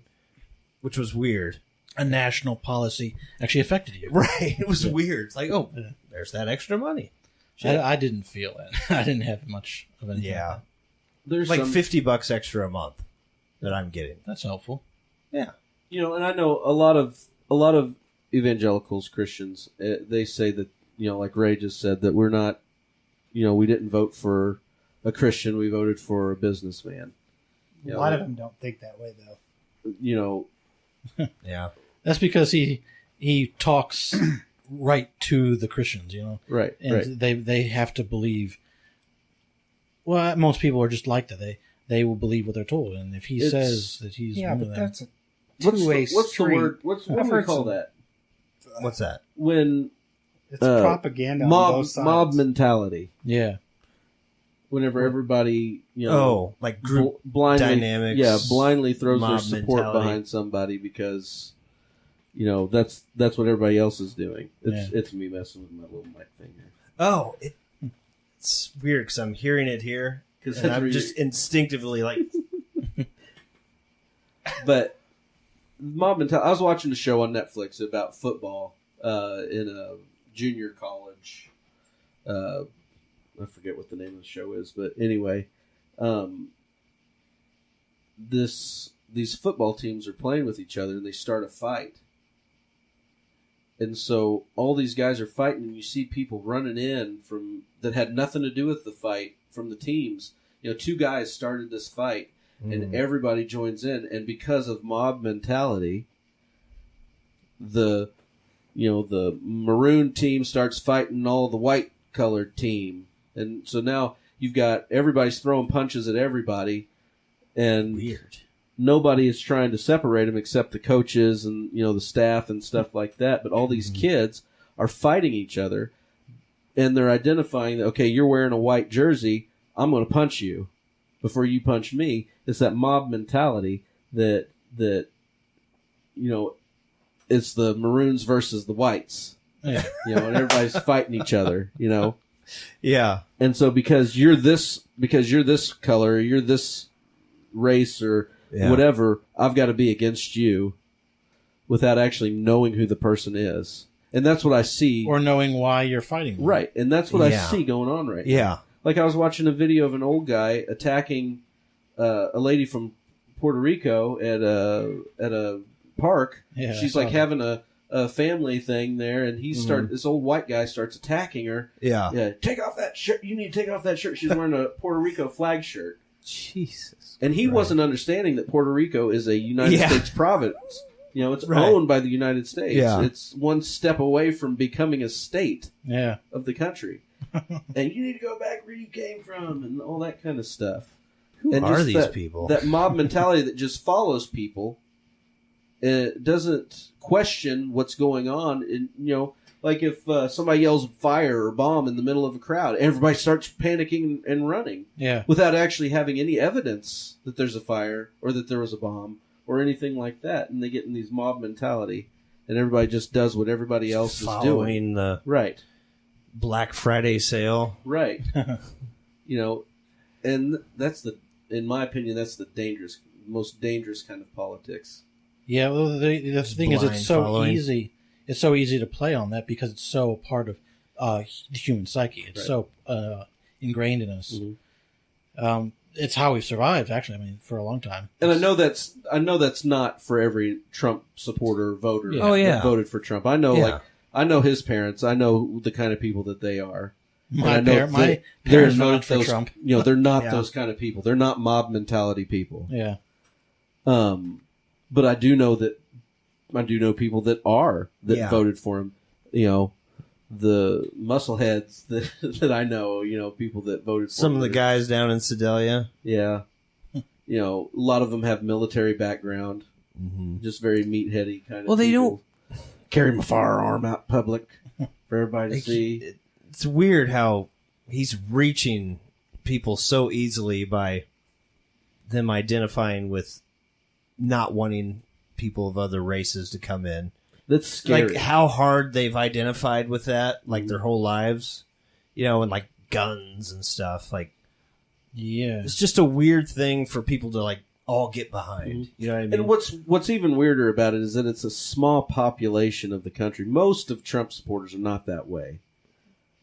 But it's like that 20% fringe or whatever it is. There's in both Democrat and Republican parties, there's about 20% on each side that stone cold Democrat, stone cold Republican. Yeah. And then out of those 20%, there's a fringe group, the way out there wackies. feminists and abortion should be legal because it's fun to kill babies. And then there's the way far right that abortion should be illegal because whatever. There's just weirdos on both ends of the spectrum. Yeah. But it's a small percentage. A lot of weirdos out there. It's a small percentage of both of those wings. Yeah. But it's like But they're also they tend to be so noisy. Keep him in my mouth Those shut. extremists, You shouldn't. No, Come on. no, I'm good. Now tell us how I'll you listen. feel. but I'll listen. No, there are crazy on both There's sides. so much. There's so I many.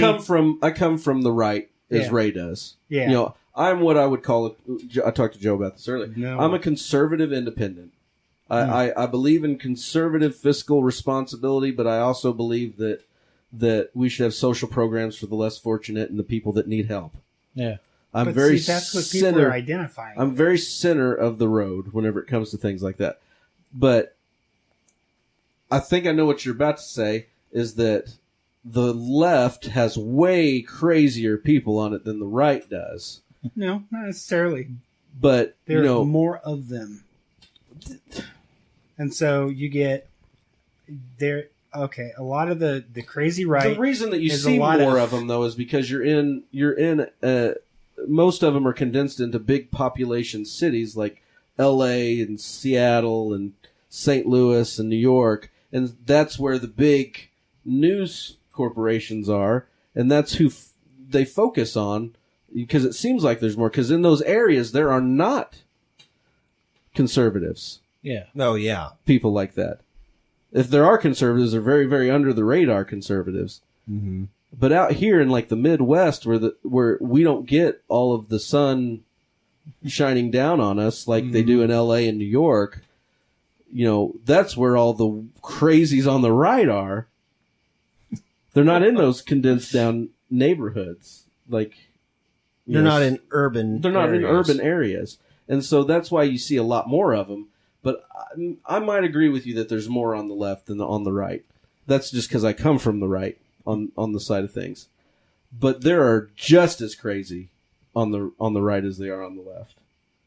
Oh, yeah. Because right now, the KKK, for example, it was started in a democratic type of situation. They were Democrats first, and they kind of transitioned over onto the right side of things for some weird reason. What? You need to check your history again. What? That's not how it happened. There's so much. It's What's not dude, how what happened? The amount of Wait, hold on. What Okay. happened? Things don't go from left to right in politics. It does. Like you're a left or a right. Mm-hmm. But you can't say JFK was a Republican during his time because he was a Democrat, right? Mhm. So he was a Okay. Democrat. Yeah. You can't compare his values then to the values now. So you can't say if he was born now, he'd be a Republican and not a Democrat. Yeah, it's He's because, always a Democrat. He will always be a it's Democrat. because the parties, their values change. Right. So They're maybe, more maybe conservative or more liberal. Maybe some as of the time things goes by. that you were told Mm-hmm. has changed, but they don't change. They don't. There are just some solid foundation things that don't change. When you talk in social politics, you talk about saying one thing and doing another consistently. Even though the media from the 30s and 40s, whatever form of media they had, it was controlled. During World War II, we knew there was a war, but we weren't involved. And the general public didn't know until Pearl Harbor that it was as bad as it was. So there's all kinds of stuff that is manipulated for your safety, basically. Manipulated for the way that you might react as a person, as a free citizen. Because if you were told the specifics, then you'd have a nation full of panicking people. And But how does that apply to what we're talking about? Because we're talking about a shift in policy from party none of it to has party. changed, ever. None of it. I mean, you can say the KKK is more racist, and yes, they are. More racist? But they are more racist now. Well, the KKK was when we started were as a kids. social program. Yes. Okay, I see what you're But saying. so When is- they first so is- started, it so was a is the social murder- program. It was an So is outreach basically the to. neutering of black people by the Democratic Party, which leaned more socialist at the time. Mhm. I mean, you're talking close to 100 years of social politics Like that when you, has not really changed, other than the face, because this is all that you're seeing, because this is what you're being given. And like your mob mentality, you're talking about a bigger party telling a little party they're wrong, or a little party. Like, if there is a middle ground person, then people would vote for the middle ground. But you can't expect a hyper socialist who doesn't understand money to be in office. You can't expect somebody who doesn't understand people, who has no personality, who does not connect with people, to be the face of your party. You can't let somebody who this new girl that's like the new Democratic socialist face of Cortez. Cortez. Yeah. She's a walking brick, in my opinion. She doesn't know anything. She goes where you throw her. So, the way that you guys mentioned things changing, things evolving. Yes, they evolve, but they only evolve to a certain point to where you will allow it to evolve. At a certain point, somebody's got to make money off of it. Somebody's got to have control over that, and they don't want you to have any form of control. States' rights. I think we all agree on that. Yeah, is exactly what that comes down to. I'm just still lost as to where the switch happens in this From conversation. a social program to a racist organization. Yeah. Yeah, I mean, how we got from things shifting. I mean, because you basically said it that JFK's policies in the '60s, might some people would consider a little more Republican side of things now, and the shifting in politics. So I don't see how things can't shift from one party to the other. They do. I mean, because in the '60s with the civil rights, that was a predominantly Republican. Democrats still don't like anybody. Right, Any race. right. But there was a switch that happened that made, because Lyndon B. Johnson made it a part of his presidency as a Democrat, Right. who was arguably probably one of the most racist presidents ever. Besides Jackson. Right, Jackson, who started the Trail of Tears of the Native Americans. Anyway, but I don't see. It's weird. In the 60s, it was civil rights that was a Republican-ran machine. And also in the 60s, you had the environment was a Republican thing, and the Democrats were all like, don't worry about the environment. You should be worried because that's only for the rich people who want to go, duck hunting. Right. But it's like, it happens like this. You have two parties, and they have their issues, right? The things they want, the things they don't want. Mm-hmm. But the second one person, a leader in one of those parties, starts favoring a middle-of-the-road issue, the other party has to go against it, even if they were used to be for it. Right. Because they're just party-based. That's why positions flip exactly. on things. Democrats and Republicans they changed so much over the decades, but liberal and conservative, those things remain the same. Right, always. right. And, even Republicans will switch parties and go to Democrat, or Democrat will go to Republican, and now you're getting infiltration of both of the different ideas, and then you get party switches. 50 years ago, this party believed in this. Now they've got people in the higher ups that were once Democrats then. They're now Republicans, and they're using that platform in their, It's interesting what's going to happen in a few years, because Trump has made so many Republicans leave the party that they're going over to the Democrats, and we're going to see a lot more of that kind of politics in Democrats now, just because there's going to be more people there. Yeah. So I wonder what the party's going to look like in a few years. Well, it's an interesting thing. I mean, it's kind of a scary thing for me, but I'm not scared at all.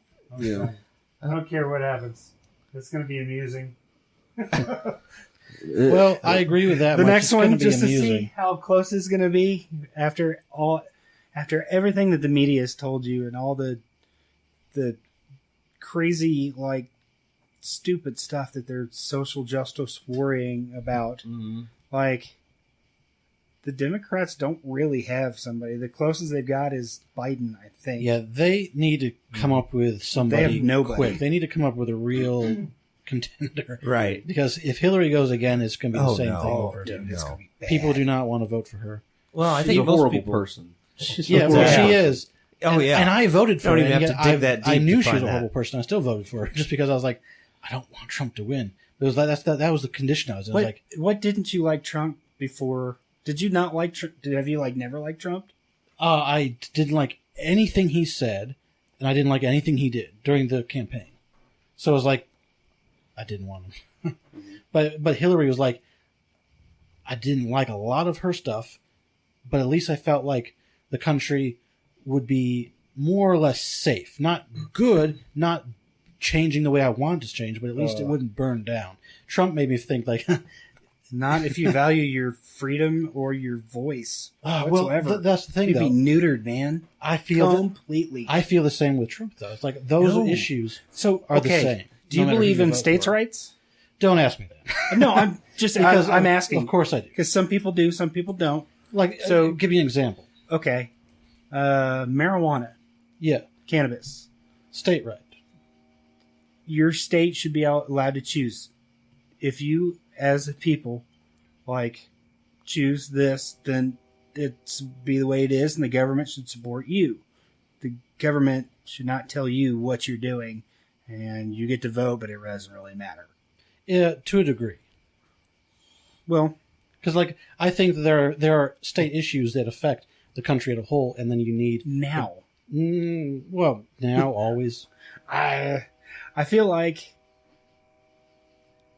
this may not be how it is, but I feel like you see so many issues that have been this is what we were talking about earlier. They're minor issues. Yeah. There's so little of a thing that they've been blown up into transgender. I have no problem with transgender people whatsoever. You want to get some boobies and throw on a dress? Have fun. I don't care. Boobies. But I got moobs. But if Donald wants to put on a dress and go shit in the Target bathroom with the girls, whatever. But you can't trust people.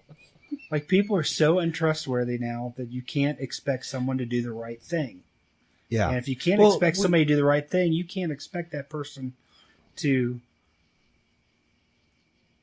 make an informed decision. So who does it for them then? Yeah, really. It's like nobody, but you're not talking about people that are going to go vote.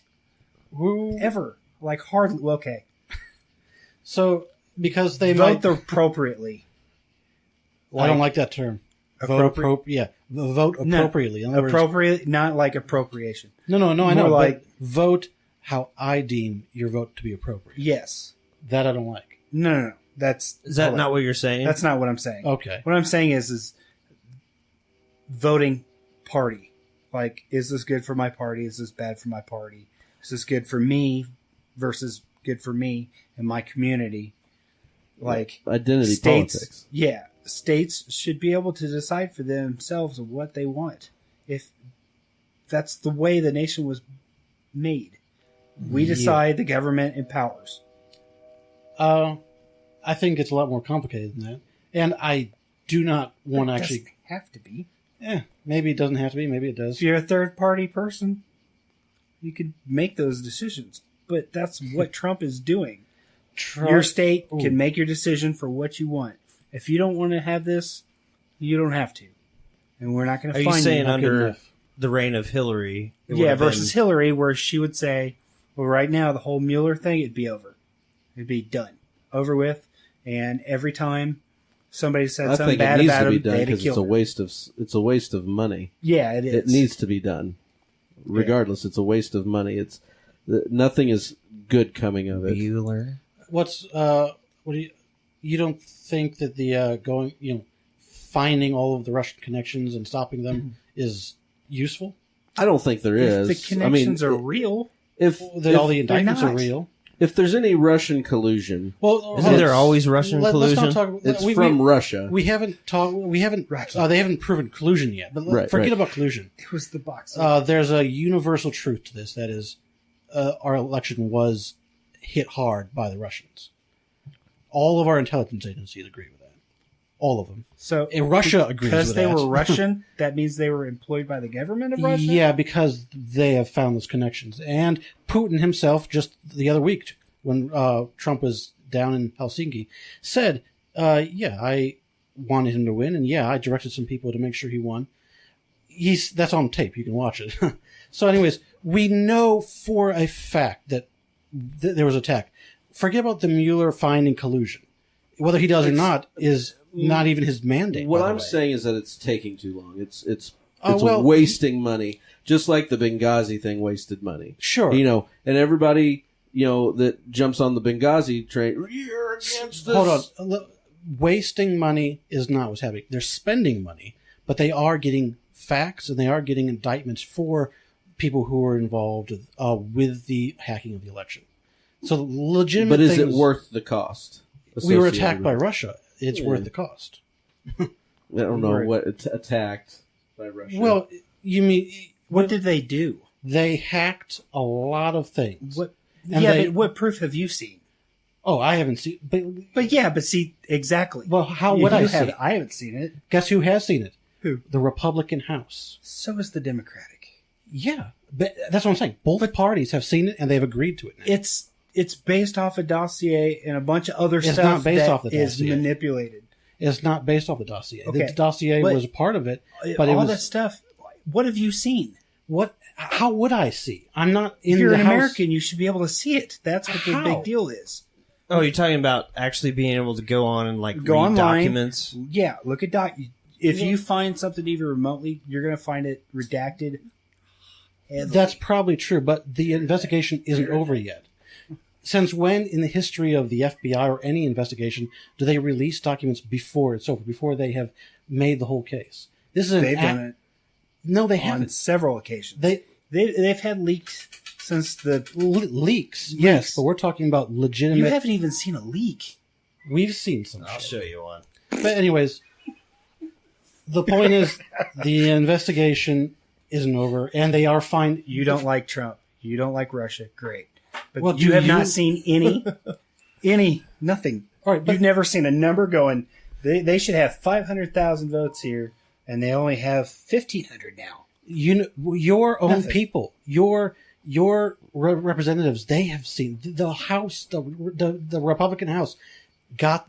They looked at this. You're an American, and you should be able to have the right to request that information when it's over and when it's all collected. Yes. No, you can request that stuff beforehand.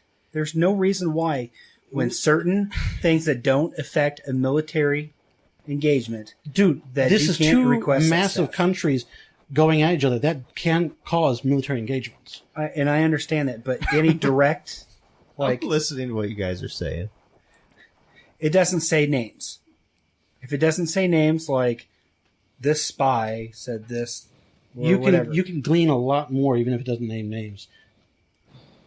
That's how half the intelligence works. I have not seen anything whatsoever with any valid proof of anything. All right, but then you also haven't seen any reason for it not to go on. Anyway, how many?